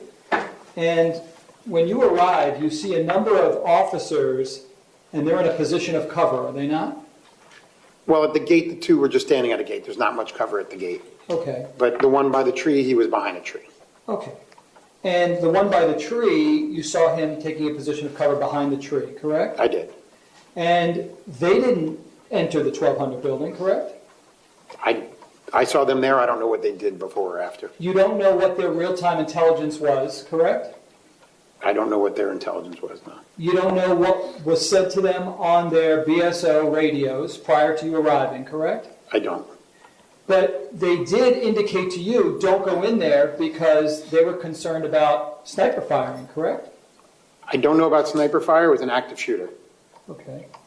Well, they directed you towards the building and they indicated to you he's shooting the windows out. Remember them saying that to you? You can shoot windows out without being a sniper. You could shoot them from a hallway. Gotcha. But they made it clear that the person or persons in the building could potentially be shooting out of the windows, correct? They made it clear windows were shot out. Okay. And they felt that it was of such concern to them that they even warned you about it, correct? They addressed their concerns. And you see additional officers not going into the 1200 building, taking positions of cover, correct? I didn't see additional ones. I saw the two at the gate, the ones at the tree. When I ran up to the rest of them, we were going in that building. Gotcha. You did see Coral Springs Officer Burton standing there, correct? I don't know their names. I know there was a captain there, and there was probably 4 of us that were there at least. Do you remember seeing Officer Best also standing there and not going in? I don't remember names. Did you expect that the radios were patched between BSO and Coral Springs when you arrived? I didn't expect anything.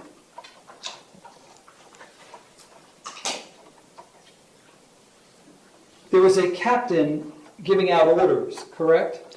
The captain formulating a plan, yes. And you went up to that captain because when you arrive on a scene like this, explain for the jurors, it's not a free-for-all, right? You don't just decide what you're going to do. You have to get a plan, correct? There was no shots going on at the time, so we had time to develop a plan of action. If there's shots, you go in.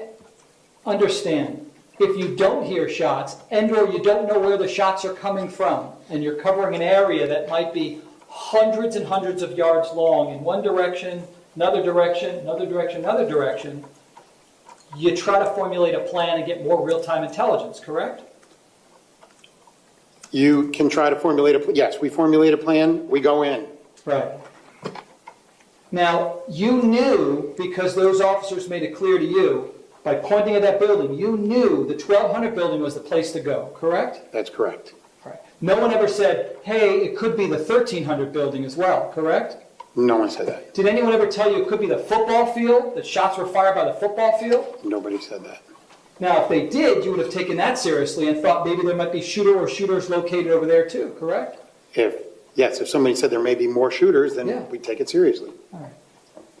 Did you know whether you were just dealing with one shooter or multiple shooters? Had no idea at the time. Okay, so then you're trained as law enforcement officers to consider that there might be multiple shooters anywhere on campus, correct?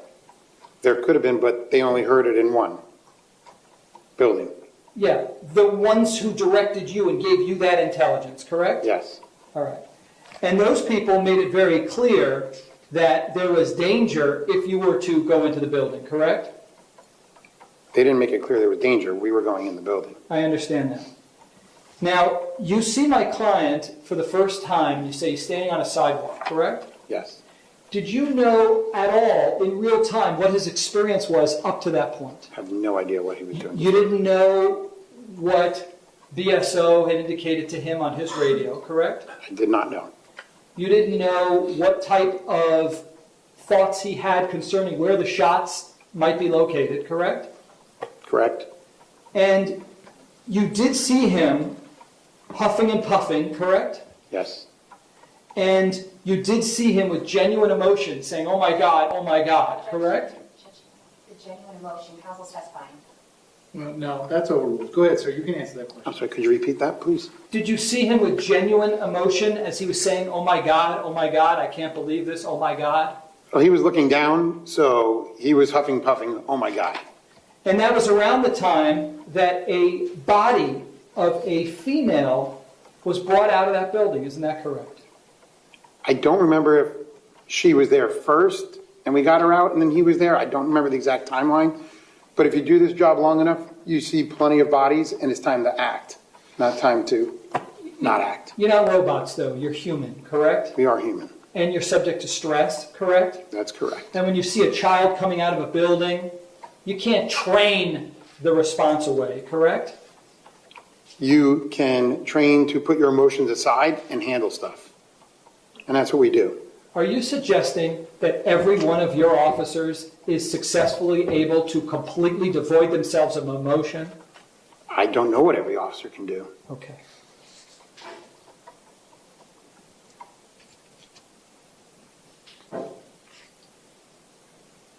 My client never said to you, I know where the shooter or shooters are located, correct? I don't remember him saying that. Right. Nor did he ever tell you that I know that there's children and or adults being killed in the 1200 building, correct? He never said anything like that, correct? If they're shooting in that building, you're assuming children are being killed. I understand, sir. Back to my question. Did he at any point tell you that he knew that anyone was being killed during the shooting? He did not tell me. Okay. And when you did ask him what's going on, his response to you was, I don't know, correct? That was his response. Now, you didn't think in real time, well, here's a guy who knows, but he's faking it. Objection. Yeah, that's the snake. Go ahead, sir. Ask another question.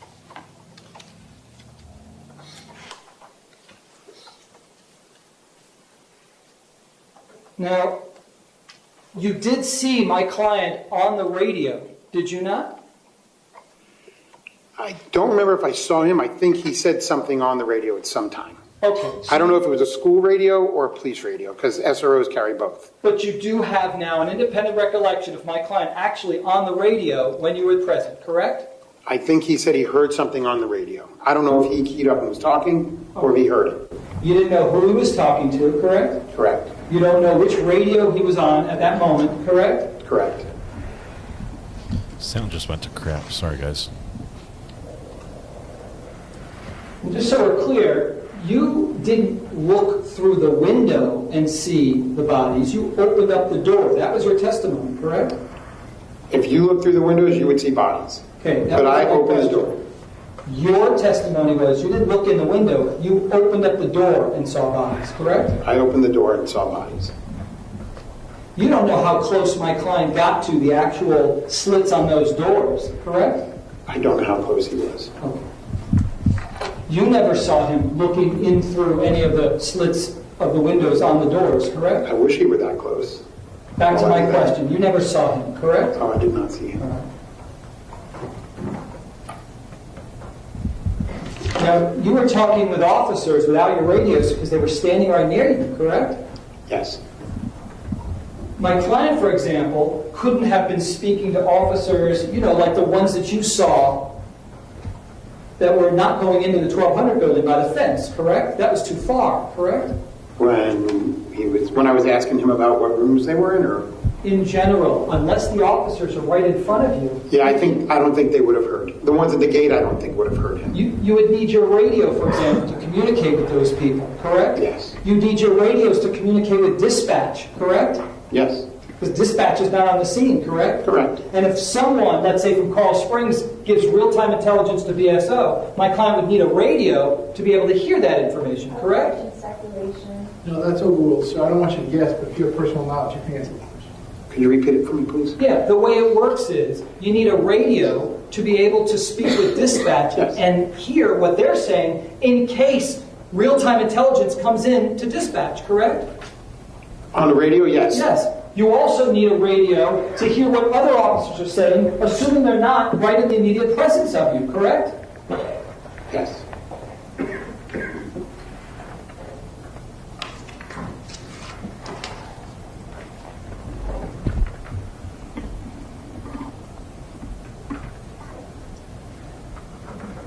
You didn't run into that 1200 building before you first spoke to a captain on scene, correct? That's correct. And you asked that captain, hey, where do you need me, correct? What can I do? Where do you need me? Right. Because there's a chain of command on a scene. There was no chain of command on that scene. There's supposed to be some type of leader. Hold on. I didn't hear the question. Go ahead, Mr. Alvarez. Ask your question. At a scene, there's somebody who's the highest ranking person that's supposed to give out orders, correct? Not at that type of scene. The first person there has the best intelligence. So that person will then say, this is what I have, and you formulate it. As long as shots aren't being fired, at that time you have time to formulate a plan. If shots are being fired, you go in as a contact team. Even you were concerned about running in because of potential friendly fire, correct? After there was no longer gunshots, and we didn't hear anything, after we had our positions where we were, and as officers are searching the floors, you don't want to run in if they're not expecting you to be on that floor. Explain that to the jurors. Why are you concerned about friendly fire if you were to run into a building? You're all cops, right? They're not going to harm you, are they? Well, they're searching for a suspect at the time. They're not sure what he's wearing, what he's doing. Okay, so if they already said, we know this team is going to the third floor, that team would methodically search from one end to another. So if I went up a different stairwell and they're not expecting me, there could be friendly fire. And all the time that you're on the scene, none of you knows that the shooter is long gone by then, correct? We do not know that. Okay. So you're operating with the mens rea, the thought process, that that shooter could still be there on campus somewhere, correct? And calls for a legal conclusion. No, it's overruled as to both. Go ahead, sir. You can answer the question. Could you repeat it, sir?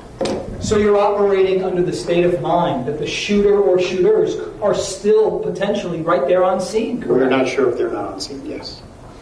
And so you still have to take the proper precautions, correct? Or else you could be killed, correct? You take the proper precautions when there's no more gunfire going on. And at no point did you ever go over to my client and ask him from beginning to end, hey, what's happened? What was your real-time intelligence? What did you know? You never did that, did you? I wasn't going to walk away from the scene when I had an assignment to protect the hallway and protect the stairwell. To this day, you have never spoken with my client about what he went through. I have never spoken to your client. No, it's overruled. You already answered the question. Go ahead, sir. Ask your next question. Nothing further. All right. Based on that, any redirect? Yes. Go ahead. Wow. Sorry, the cameraman turned on the onboard mic, so now we get to Why hear would the possibility him. of the windows being shot out not deter you? Just because windows are shot out doesn't mean somebody's shooting at you. What do you mean? Well, I can shoot that window down from the end of the hallway. It doesn't mean I'm taking a position to shoot down at somebody. You had no idea if there was one shooter or two shooters. Why did that not deter you? Because if there's a shooter going on, your job is to go in there and try to save lives, neutralize the threat. Is the smell of smoke real-time intelligence? Yes, Is blood on the ground real-time intelligence? I would say yes. Are bodies on the ground real-time intelligence? Yes. Were all of those things clearly observable to you the moment you opened the doors to the east side of the 1200 building? Yes, they were all right there. And nothing else. Okay. Based on that, we recross. Yeah. There was no smoke outside the 1200 building, correct? When I opened the doors, I could see smoke inside the building. I understand. Prior to you opening up the door, there's no smoke billowing outside of the 1200 building. I did not see any. Nor is there any blood outside of the 1200 building. I didn't see any. And nor are there any bodies outside the 1200 building, correct? I didn't see any, no. State as a witness excused. I guess so. So you may step down. Thank you. While he's doing that, quick sidebar, please. Quick sidebar. Hopefully the cameraman will quit turning on his onboard microphone so we can hear him fumble with the camera constantly. We're going to pan down at the ground because that's what this cameraman does during the sidebars, which is cool. That's cool. Maybe the judge asked for this. Whew. Okay.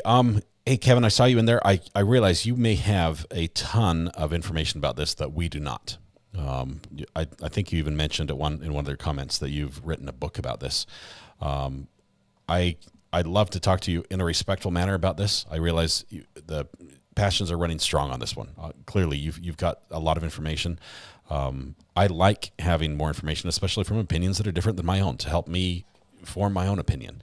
I think that would be great. So if you're out there still, please let me know. We'd love to hear from you. But just know that on the channel here, we're very respectful. This is a place where we don't call names. We're just we keep it clean. We keep it family friendly. With as much as a murder trial can be family friendly. But I'd love to hear from you. Also, I've got the burner phone as well. I just ask that we keep it clean on that as well. Let's see, Aaron Morgan. Let's see, why is this not working? There we go. Let's try this here. There we go. Love Aria in chat. Such a lovely place to hang out. Thank you very much. 2 months, Aaron. Congratulations. Got that green courthouse by your name. Looks great. Let's see. I think we've got audio again. The state's going to rest their case tomorrow, what we discussed earlier, so we're substantially ahead of that original schedule that I gave you. Okay, so that's number one, and then we would move right into the defense presentation. State rests tomorrow. I do need to speak to juror number 6 one more time. But besides that, ladies and gentlemen, as to all of you, same admonition as always, please don't discuss the facts of the case, the evidence, the witnesses, or the testimony amongst yourselves or anyone else. I'm going to remind you to please not do any research on this case, directly or indirectly, from any source whatsoever, nothing on social media, the internet. Please don't watch the news. Please don't read the newspaper. Okay, I'm going to ask you to be back at the jury room tomorrow, Wednesday, June 21st at 9:15. So we're going to start tomorrow, Wednesday. We're going to start at 9. June 21st. If you'll leave the notepads in your chairs, they'll be waiting for you when you come back. Juror number 6, if you can just remain one moment, I will be right with you. Thank you. The rest of the jurors are giving the side eye to juror number 6. Like, what's up with you? Why does the judge have to keep talking to you? I can tell you what's happened. That juror has an employer who has an interesting policy that this judge is not a fan of. And that policy is that after 10 days, I believe it is, they have to take PTO if they want to miss work for we're outside the presence of the rest of the jury. Everyone can be seated. So did you have a chance to read the email, call, or think about what I talked to you about earlier? Okay. And at this point, you tell me, how do you want to proceed? Do you want to stay with us at this point? You do want to stay? She wants to stay. Okay, so you're going to work that out with your employer based on the information that I gave you. Okay. State, is there any questions that you would like me to ask? No. Defense, is there any questions that you would like me to ask? No, Your Honor. Okay, Have a good night. I'll see you at 9:15 tomorrow morning. Thank you very much. So juror number 6 is now leaving. So the judge mentioned this already. Has the judge outed the employer yet? Because he threatened to publicly out that employer. Okay, we're outside the presence of the entire jury. Everyone can be seated. So I'll talk to you about scheduling about Thursday and Friday, but State, anything else you need me to address before we recess the trial for the day? No. Defense, anything else you need me to address? No. Okay. So I have a short docket tomorrow, which is why we're doing the 9:15. I have likewise a short docket on Friday. This Thursday is my once a month calendar call. I have a large docket Thursday. I think we originally told the jurors maybe 10:30 a.m. or 11 a.m. That might have been on the schedule. It's going to take some time. And again, there's no time limits. I'm not limiting either side. We're so far ahead of the schedule, but there's a couple ways to do it. I guess I'll tell you the options, and then I'll talk to you about it some more tomorrow. But choice one is I could have the jurors come back, say, at 11 o'clock Thursday, and we could work for an hour and a half, have the normal lunch break, and then the balance of the day if we're in the defense case. Choice number two would be to have the jurors eat on their own and maybe have them return at 12:15 or 12:30, period. And then we just go through so you can have 4 or 5 uninterrupted hours for your presentation. Or choice three would be just to have them come back at the normal time after the normal lunch break, would be 1:30, I guess, and then work half the day Thursday afternoon. I just don't want the jury to have to wait for me. I don't want you all to have to wait for me. I think I have about 60 matters that I have to handle Thursday morning in my regular division, so it's going to take a little bit of time. So we may be able to do a police chase. I'll leave you with that, and then you all can discuss it amongst yourselves, how you want to proceed, and then we'll tell the jurors tomorrow. State, anything else you need me to address before we recess the trial for today? No, Your Honor. Defense, anything else? Nothing else. Okay. So the trial will be in recess until tomorrow, which is Wednesday, June 21st at, we'll call it 9:30 a.m. Division FX will be in recess until tomorrow, Wednesday, June 21st at 8:45 a.m. I hope you all have a good rest of your afternoon. All right, Madam Court Reporter, that is it. Thank you, Judge. Have a good night. Thank you, Judge. Okay, so we're going to go ahead and tune that one off. Yes, we may have time for a police chase. I've got one queued up if you're interested, because we are out just a wee bit earlier than anticipated. Let me let's see if we can get this all queued up here. We'll drag this guy over. There we go. Okay, am I interested, says Greeners? Of course we're interested. Yes, live court and a car chase in one day. Hey, we've got to get back on the schedule somehow. We've got to get back on pace. The state has not rested yet. They're going to rest tomorrow, Aaron, and then we're going to start with defense. And now just realize I've got Thursday and Friday off, and I realize that's a short day on Thursday. I don't know what happens on Friday. We might be getting to the end of this trial in a hurry. Ivan's on the phone. Give me 1 second. From Mr. Ivan. Ivan, how are you doing, my friend? Well, hello, old friend. How are we doing? I'm doing doing fantastic. We're just getting queued up for a police chase, if you want to join us for that. Good deal. I figured I'd get in before the action started, sneak my way in and budge to the front of the line like I like to do. Yeah, of course. We don't want to hold people from the chase, but I know you've got a call. You've got a story to tell. Well, we've got a couple of them. So, my store runs, and we do our very best to uphold the laws and rules and regulations of the state of Wisconsin. No, just clarify. State moving forward. You sell the devil's juice, right? we do. We sell the spirits, and we do it responsibly. Well, this weekend, we had our local sheriff's 17-year-old son show up with an ID that wasn't his.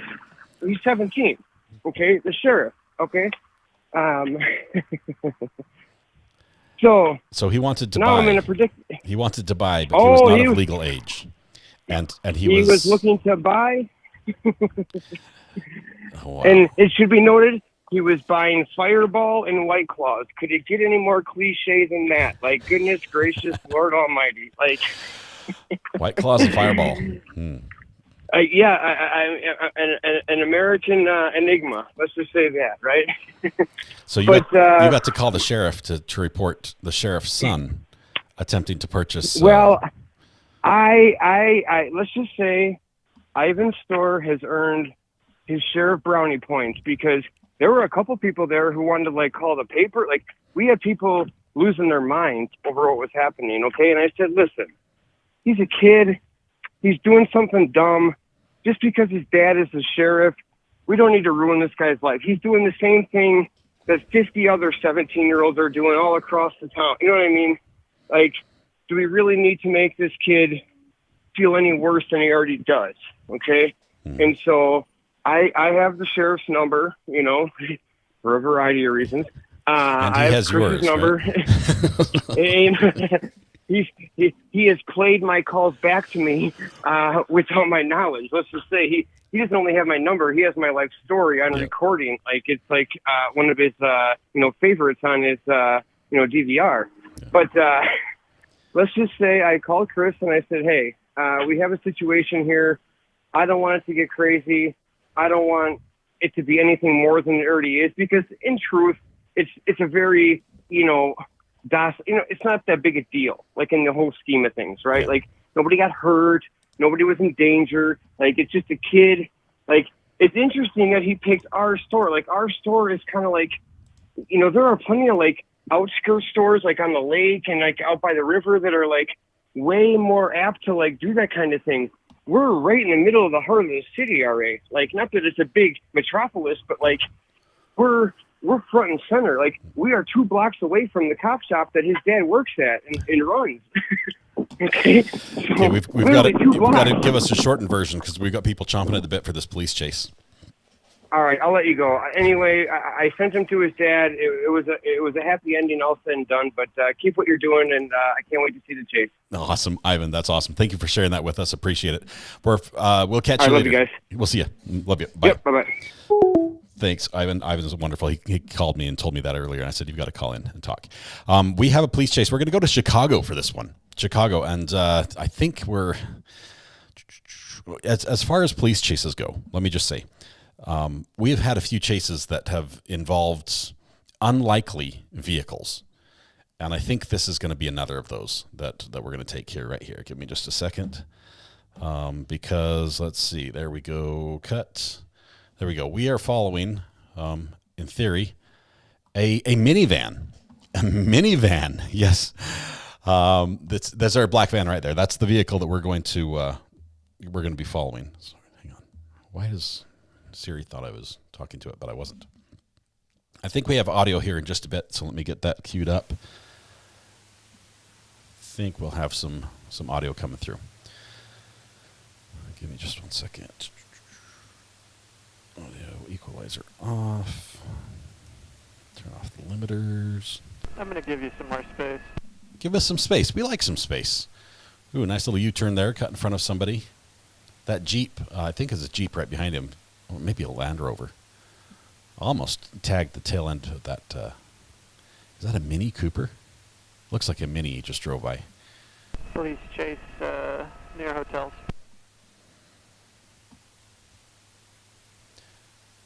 Okay, takes a left here. Looks like a little side street.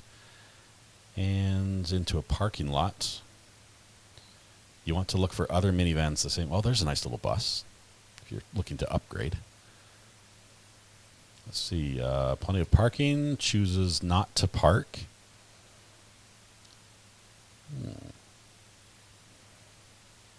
That was a nice little deception there by him, by just taking us on a little side street. Right turn into the left lane, and now off into the left lane, back into the middle lane. Let's see where we're going from here. Let's see, left turn, cross traffic, against the light, onto the bridge, onto the railroad track. And coming out fast onto the other side. Lots of buildings here. That's going to be a little bit of a problem. We're on Hyde Park Boulevard now. Taking a right there. Where are the cops? Yeah, I haven't seen them. Now we just have a big building. And big building. We might actually lose the guy right here. It's not him. That's not him. Ooh, there's a cop right there. Got him. So let's follow the cop, if nothing else, because he might know where the guy's at. I do know this minivan chase gets a little bit higher speed than what we're seeing right now. I think we hit the triple digits on this one. Cajun Randy, unfortunately, this one is not live. This is out of Chicago just a few days ago. Chicago is not a very friendly city for police chases. I mean, first of all, you've got tall buildings all over the place. And look, what are these trees? There's the car. He's taking a right. He took a right. That's him. That's him. Okay, we need less space, pilot. Get us right on top of this guy.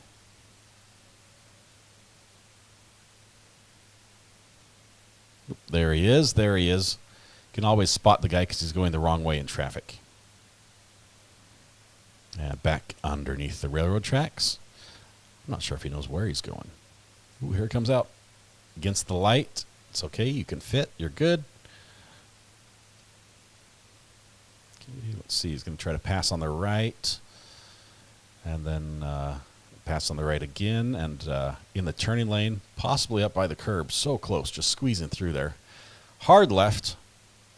Back underneath the railroad tracks because we haven't done that before. Out we come on the other side, and we'll take a left. Just about got sideswiped there. Under it should have been. More beautiful trees. Is Chicago really this green? I never pictured it. Well, I think I've been there. I went through the airport one time, but the airport's not a good indicator of how many trees a city has. They tend to have very little in the way of vegetation. Still going straight. Speeding. Looks like he's in the center lane. The turning lane. Nope, he's on oncoming traffic. Narrow roads here. Passing a Chicago bus. Probably a MTA. Passing on the right now. Do they have MTAs? Is that Metropolitan Transit Authority? Tailgating here. If we can add that to his list of offenses. Might be almost giving that little bumper a kiss. Just a little nudge. Passes the camel car. Butts down the center lane again. Construction going on here, so this is a narrow road to begin with. Barely fits through. Just tuck in those wing mirrors and you'll be good. All right, now we're definitely, oh yeah, bring it, says the bus, bring it. Over the cones. Whoa, whoa, whoa, whoa, whoa. I think there may have been contact there. Just a hint. No, the white card's continuing. So that was super close. Now he passes on the right. This minivan's got some pickup. Goes underneath the railroad tracks. Yeah, it's westbound on 63rd. Buses everywhere. He almost met his maker there. I got you in sight. I'm facing staying that about bus. a mile away from the police helicopter. Mile away from the police helicopter. That's a lot of space. Which way are we going? Left, right, center, going straight. In California, the helicopters, they almost touch wingtips. I mean, the rotor blades are nearly touching, and they're like, we're good. We've got plenty of room. They're used to working in tight quarters up there in the space.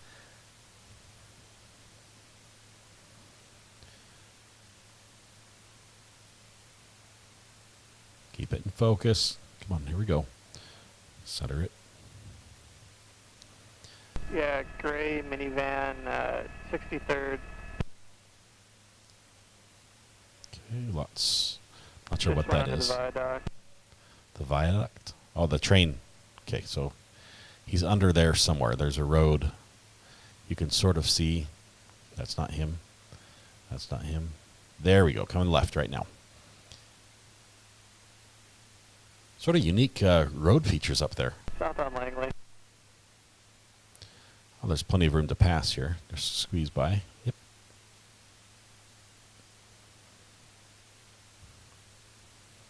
Yes, for those that are curious, we are done with court for the day. If you stepped away for a bit, the judge said we're going to be done. Tomorrow, the state's going to rest, so we're going to be getting to the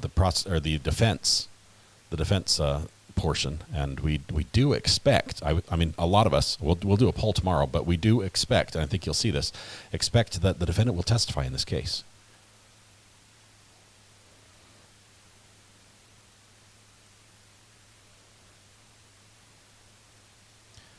And narrow roads, lots of parking on the sides, which makes it room for about one vehicle. Those buses. If he gets hit by somebody, it's going to be a bus. Just takes him out. Stopping, turned left, so we're headed to our right. Bring us around, bring us around. See if we have any good advertisements for companies on the side. It looks like we have a Citgo gas station. If you see any companies that you recognize on the sidelines, let's make sure we give them a shout out. It's free advertising. Okay, coming right underneath us. This is good. We can see through the trees this way.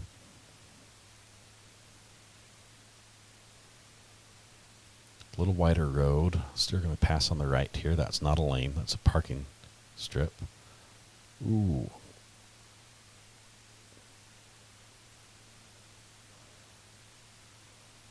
Oncoming traffic. People swerving out of the way. Traffic is backed up here. He's going to take the light anyway against the red. Just sort of work his way into traffic because he can. Sort of tuck in there. Nicely done. Nicely done. Just like they taught you in driver's ed.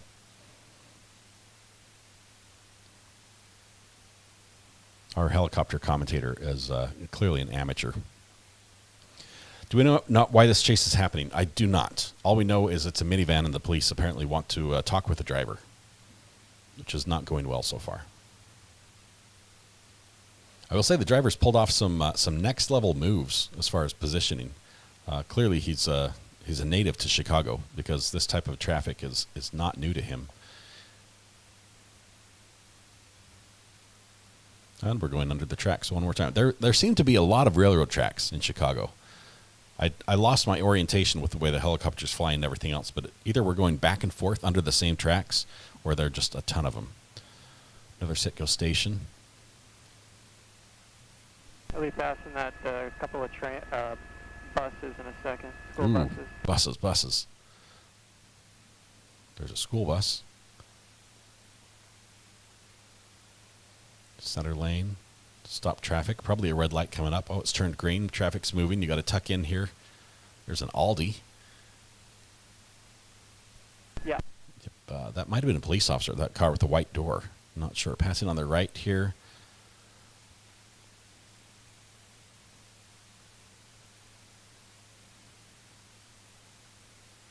Still making good time. Chicago has the L. It's an elevated subway system. Okay, so that's why there are so many underpasses where he can go over. He's practicing the NASCAR road course.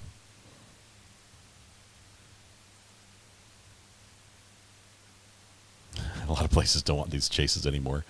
Well, we want the chases. We want to see. Lots of solar on that roof. Those look like, actually, those are lunar panels, for those who don't know the difference.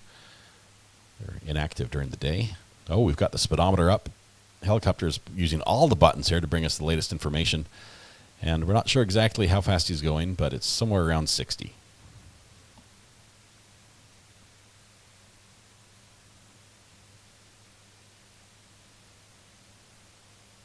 He's making good time. The only thing that's giving him trouble is every time there's a stoplight and traffic stacks up, he has to go into the oncoming lane, which he's done fairly well. So far, he hasn't been caught. Ooh, hard right, hairpin curve. Maintains control around here. Ooh, we've got the compass on the screen for those who need to know which direction we're facing. And that was the runner of the basically landing gear. Oh, that's him. Yep. It's the guy going 3 times as fast as the flow of traffic.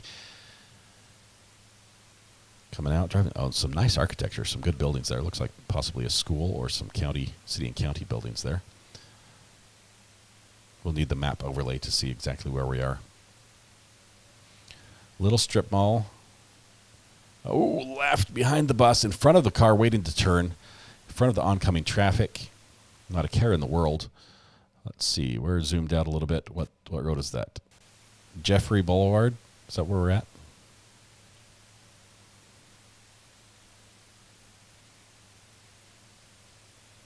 If there are police behind him, they are not close. We're looking for him. I think he might be down at the bottom of our screen here. A little further. Yep. You've missed it. Right down. There we go. Wait for this corner. At the corner. Wait for the clearing. These trees are just tough. There he is. Oncoming. We missed him.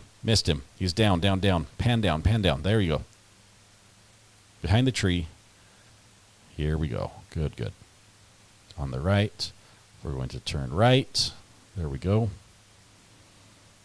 There's our tail rotor. Now the left. Back into a residential neighborhood here. Maybe looking for another minivan to blend in. We're on 93rd Street here. Below the stop sign, take a right. The police are giving him plenty of cushion. They're not right on his tail. Even when you zoom out, it's hard to see any officers behind it, but I think they are there. Definitely being followed in the air, at least. Oncoming traffic. Made it through. Go full screen so I can see what's happening. Oh, that's so much better.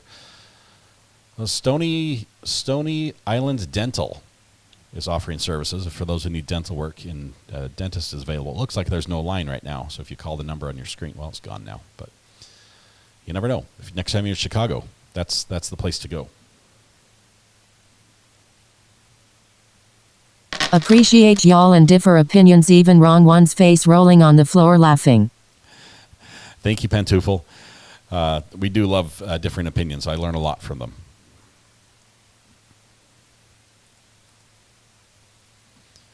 Okay, got lucky. The turning lane was open. It opts not to turn. Going straight again.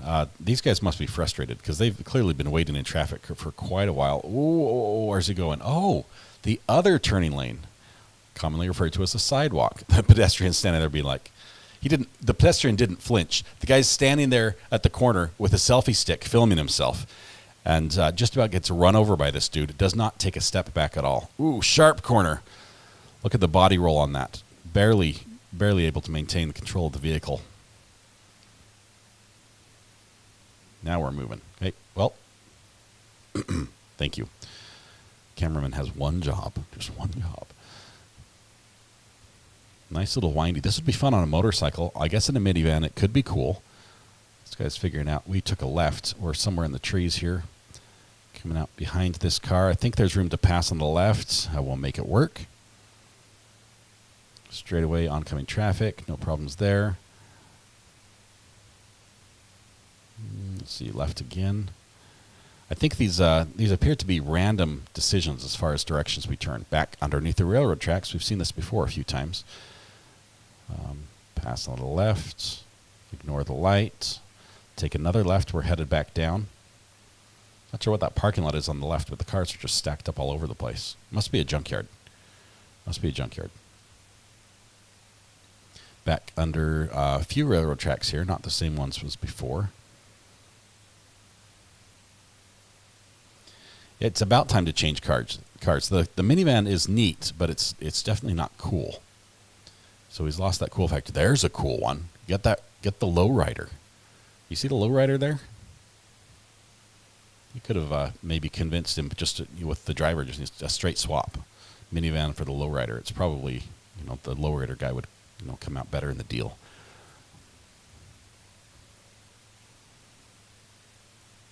At least you'd look cool chasing a lowrider. Okay, reaching some higher speeds here. I think we're getting approaching freeway. Yep, it looks like we're getting on the freeway here. This will give us the opportunity to go a little bit faster in the minivan, really test the limits of the vehicle. We're going to head towards Indiana on, was that 91 East? Whoa. We're either doing 120 or 70, one of the two, or somewhere in the middle. Yep, 108 miles an hour. That's not 108. There's no way he took that curve at 108 miles an hour without the body rolling on that minivan. If you've driven a minivan, you know that that's not accurate. I'd put that closer to 60. Ooh, man. I thought that was a curb, but no, it's an extra lane, bonus lane.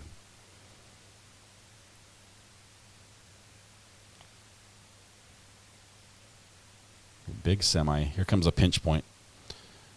Let's see where he goes. It's able to squeeze through next to the truck. This other car thinks they're racing. He says, bring it. Passes on the right, and he gets away because the guy got stuck behind the Chevy.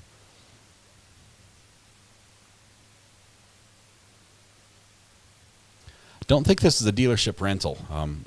For those of you who have recently gone through the process of buying a new car, the initial test drive looks a lot like this, at least if you drive the way I do. But this one looks like it has actual plates, not a dealer plate. Katrina says, I've done 120 in a Trans Am. I always have Aldi quarters in my car. You need quarters if you ever go to Aldi. They charge you for the cart. You actually, to release the cart from the stack, you have to put a quarter in, and you get your quarter back. But just know before you go, otherwise you're going to be carrying all your groceries in your arms. Ooh, that was close. Possible contact. Definite bump.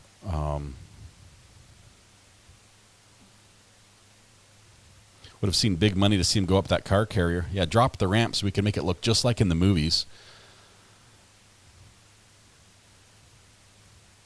He's making good time just sticking to the right. The downside of this is a lot of the highway debris, items like nails or something that fell off a work truck, tends to find its way over to that shoulder side. So the odds of you giving yourself a flat tire driving on the shoulder are very high. Guys on the shoulder coming up. Yep, on the shoulder. And he's either going 130, 150, or somewhere down in the 40 or 20, somewhere between 20 and 150 miles an hour with our excellent work from our helicopter here, getting us accurate speed and up-to-date information.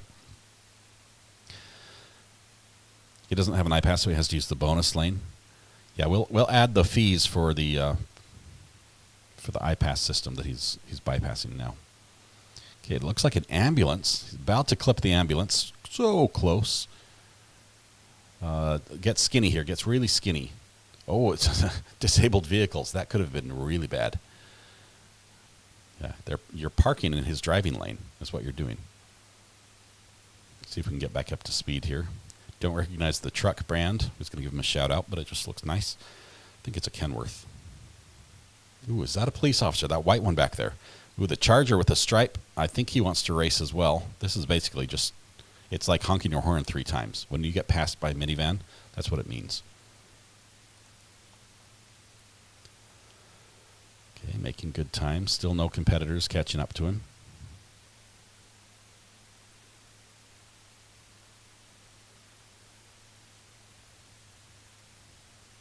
Driving. I've yet to see a police officer other than that one way back there. Ooh, they've got the blockade going. Two rows zigzag. Let's see if we can cut between or take the outside lane. What's it going to be? Just split the lanes and go? Tempting.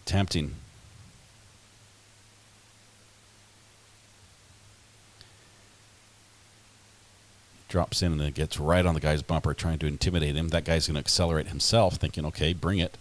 I've got the speed. Passes on the right.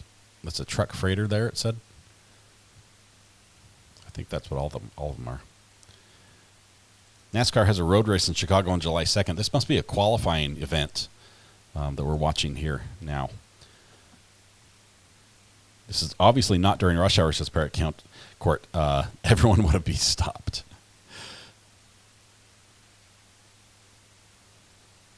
The right lane has been his friend so far. Every time he gets in the center, he ends up getting a little roadblock, a couple of vehicles. So here he's got to cut across again. So he's got to slam on the brakes or he's cut all the way across. Fit, but barely.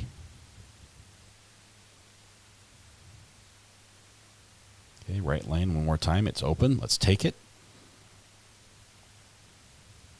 And we're putting the pedal to the metal here. I think this might be the max speed. I'm not sure what that is. That's a fancy looking trailer. Possibly graffitied.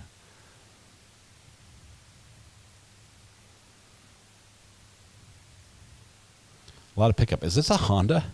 Asking for a friend. I mean, I'm just curious. Ooh, outside. There we go. Some of those bridges get narrow underneath there. That could be risky. That car carrier is full. Got a semi with no load. Let's just squeeze in front of that. It's fine. He can brake. There he goes. Yeah, we're both here. We're both here. We're just up here sleeping in the helicopter, not sure what we're supposed to do. You're supposed to talk about it. On the Ford, it's past 140th now. Yep. He just threw what's called the doubler on, which allows us to zoom in and get a nice tight look at the vehicle.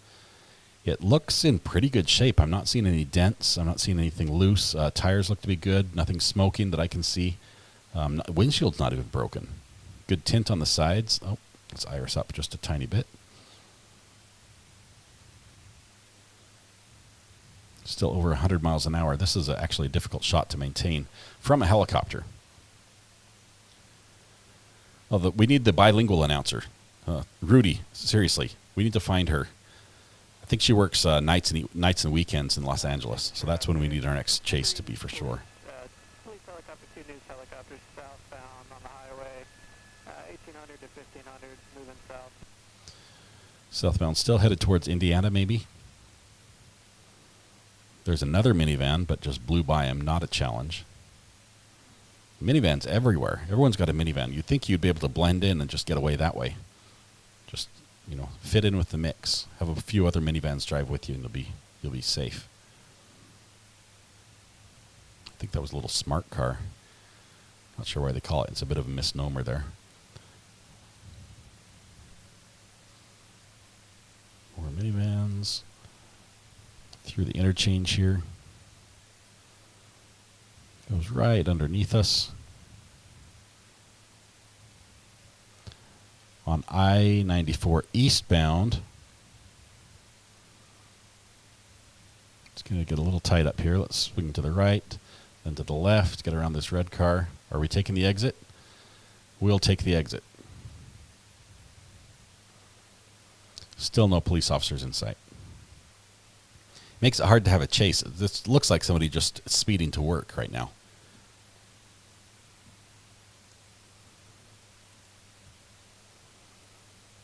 Running parallel with 94 right now. Looks like the concrete barriers on the side are making passing a little bit difficult, but Is that correct? where there's a will, there's a way. And got to slam on the brakes a tiny bit. Oh, that was tight. That was tight. Oh, probably too tight. Yes, we had contact. We had contact there for sure. I think we lost the passenger side mirror on that one, or maybe the other vehicle did. Because he's the guy. He's the guy. Now on Interstate 6, we're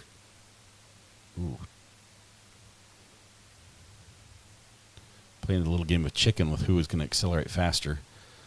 Right lane, once again, is working better. Alex, stall it. Okay, big bus, work vehicle. Whoa, yeah, that's tight. That was tight, but we did it.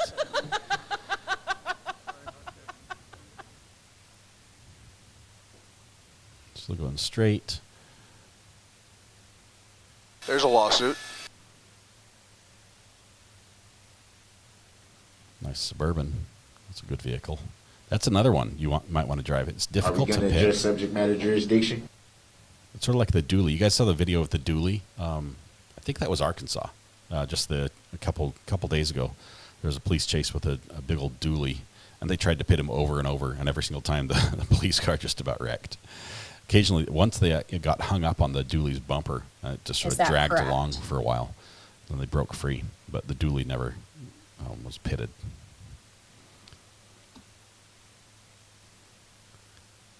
Yes, this is Illinois. Someone's in labor. No, it's a minivan. It's not the cool vehicle. He's the guy. Okay, into the parking lot. Maybe a place to hide here.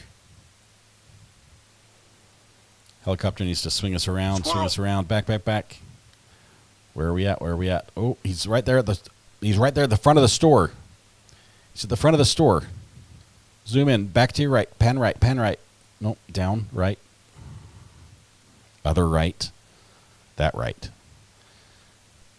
Okay, swing around. Oh, there's oh, that's not an officer. Is that an officer?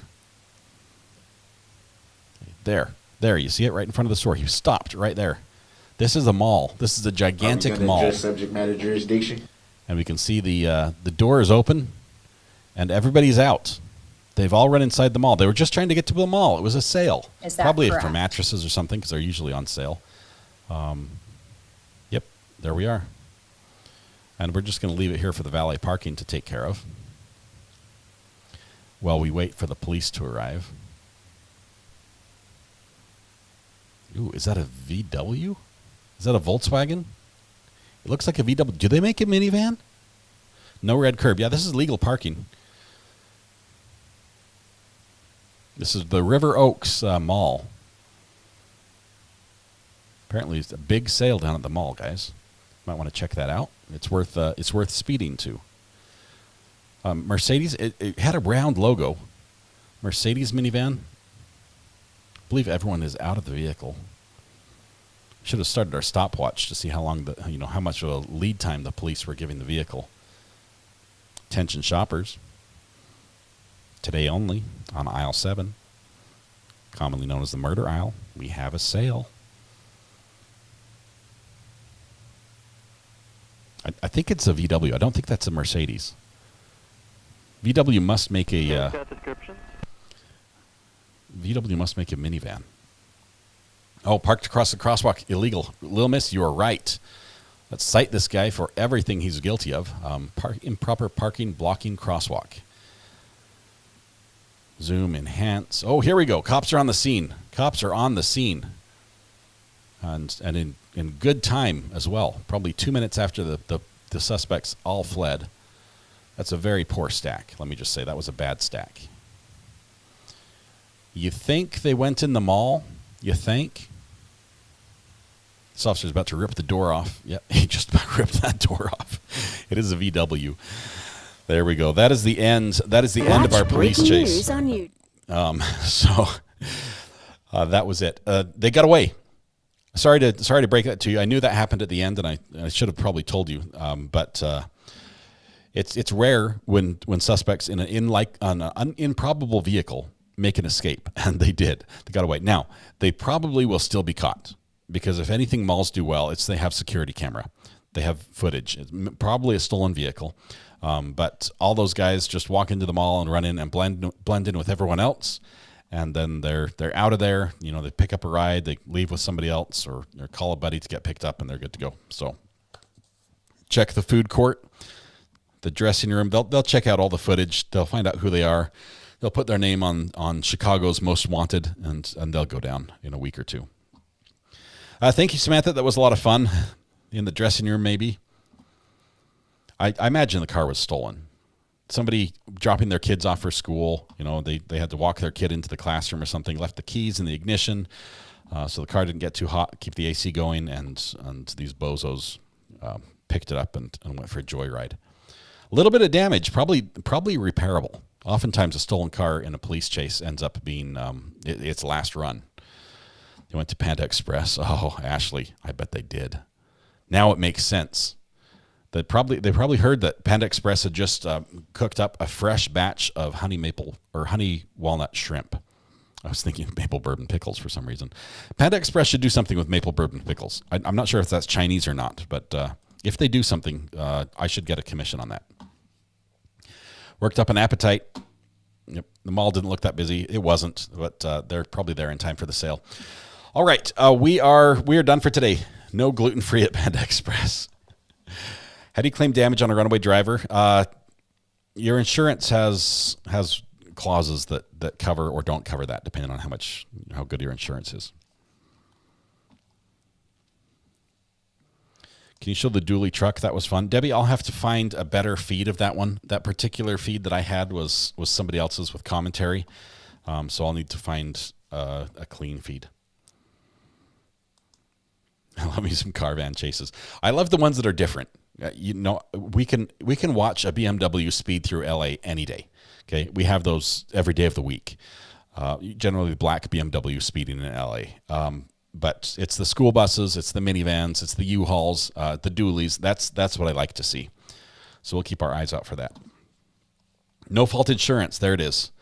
Damages fall under no fault. I think so. You'll have to. It's a VW Tiguan. Bad Juju, thank you. The Tiguan is a nice car. I actually test drove one of those in my search for a vehicle. The Tiguan. Oh, yeah. Having a problem getting on Discord. Dodie, that's not good.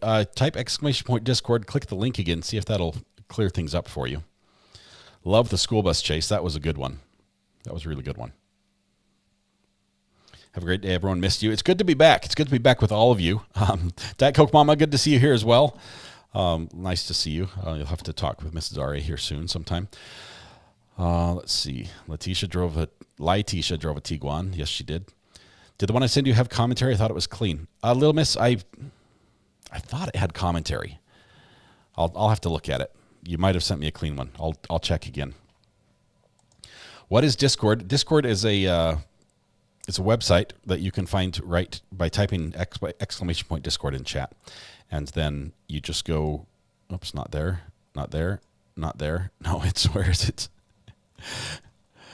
Right here. Everything true crime related. You click that link. It's an app you can download that allows you to search a lot of information. Websites, file folders full of true crime information. There's places you can go to chat with some of your friends. A lot of the people you find here on chat are over there as well. So you can talk with people either in voice chat or in text. You can review some of the cases you're studying or interested in and see what the latest court dates are, what the latest document drops are. It's just got everything true crime related. They do a great job over there. I have to put a couch back together. I sent you a compilation of fur missile takedowns. The compilations are hard to use, but I like watching them myself. I'll be on Discord in a little while, Red Pen says. Might pop over and say hi to Brandy, see how her trial is going. She's following that Melly trial, which is a bit of a mess, sort of exploded. Dusty Den says, when I was a kid, our minivan was stolen and joyrided in. My parents didn't have the right insurance. It was totaled, but they got it back, and we had just had a broken down van in the yard. Oh, man. That is awful. Unfortunately, people oftentimes who are innocent lose out in a big way that way. Did you see the one in Arkansas where the police got spiked? Debbie, that is the dually, I believe. I think that's the dually chase, and the officer that was following right behind the dually. The guy throws the spikes out and says, hey, I've got the spikes set out, and he sets him out, and the dually goes over him, and then he doesn't pull him off the road. And like one officer, maybe two officers behind him also hit the spikes, and the guy cusses up a storm. He's yelling at the guy by name. He knows who the officer was, and it's just like, dang it, I'm taken out of this one. And he tries to drive. Of course, he's like, dum, dum, dum, dum, dum, dum, dum. We'll see if we can find a good feed for that. That might be a good one if we have another short day in court. This has been a normal Tuesday. Is that correct? That's correct. Rudy Patootie, thank you very much. All right, we're going to end it on that. It's good to be back. Happy Tuesday. I'll be here tomorrow as well, and then I do have to take Friday and Saturday, or Thursday and Friday off because I've got to be up in Virginia. But I might be able to live stream from Colonial Williamsburg, show you guys a little bit what the country looked like, a couple hundred years ago. So that would be fun. Anyway, that's all for now. Tonight when you go home, please hug the people you love. Smile at someone. Make their day just a little bit better. And please stay safe till we go live again, which will be tomorrow morning at 9 a.m. 9 a.m. The state is going to rest. We are actually making it through this trial. I think it's going to get a lot more spicy. I think we're going to see a lot more objections. I think we're going to see a very frustrated prosecutor try to regain what pieces she has of her prosecuting story. I think you're going to see some motions filed that the judge will most likely dismiss, but probably shouldn't. So we'll have all that to see tomorrow as well. Maybe a directed verdict or a dismissal of some sort. We'll see that tomorrow. Guys, thanks. Have a good day. Please stay safe. Good nights to everybody. We'll be here tomorrow. Have a good one. Bye.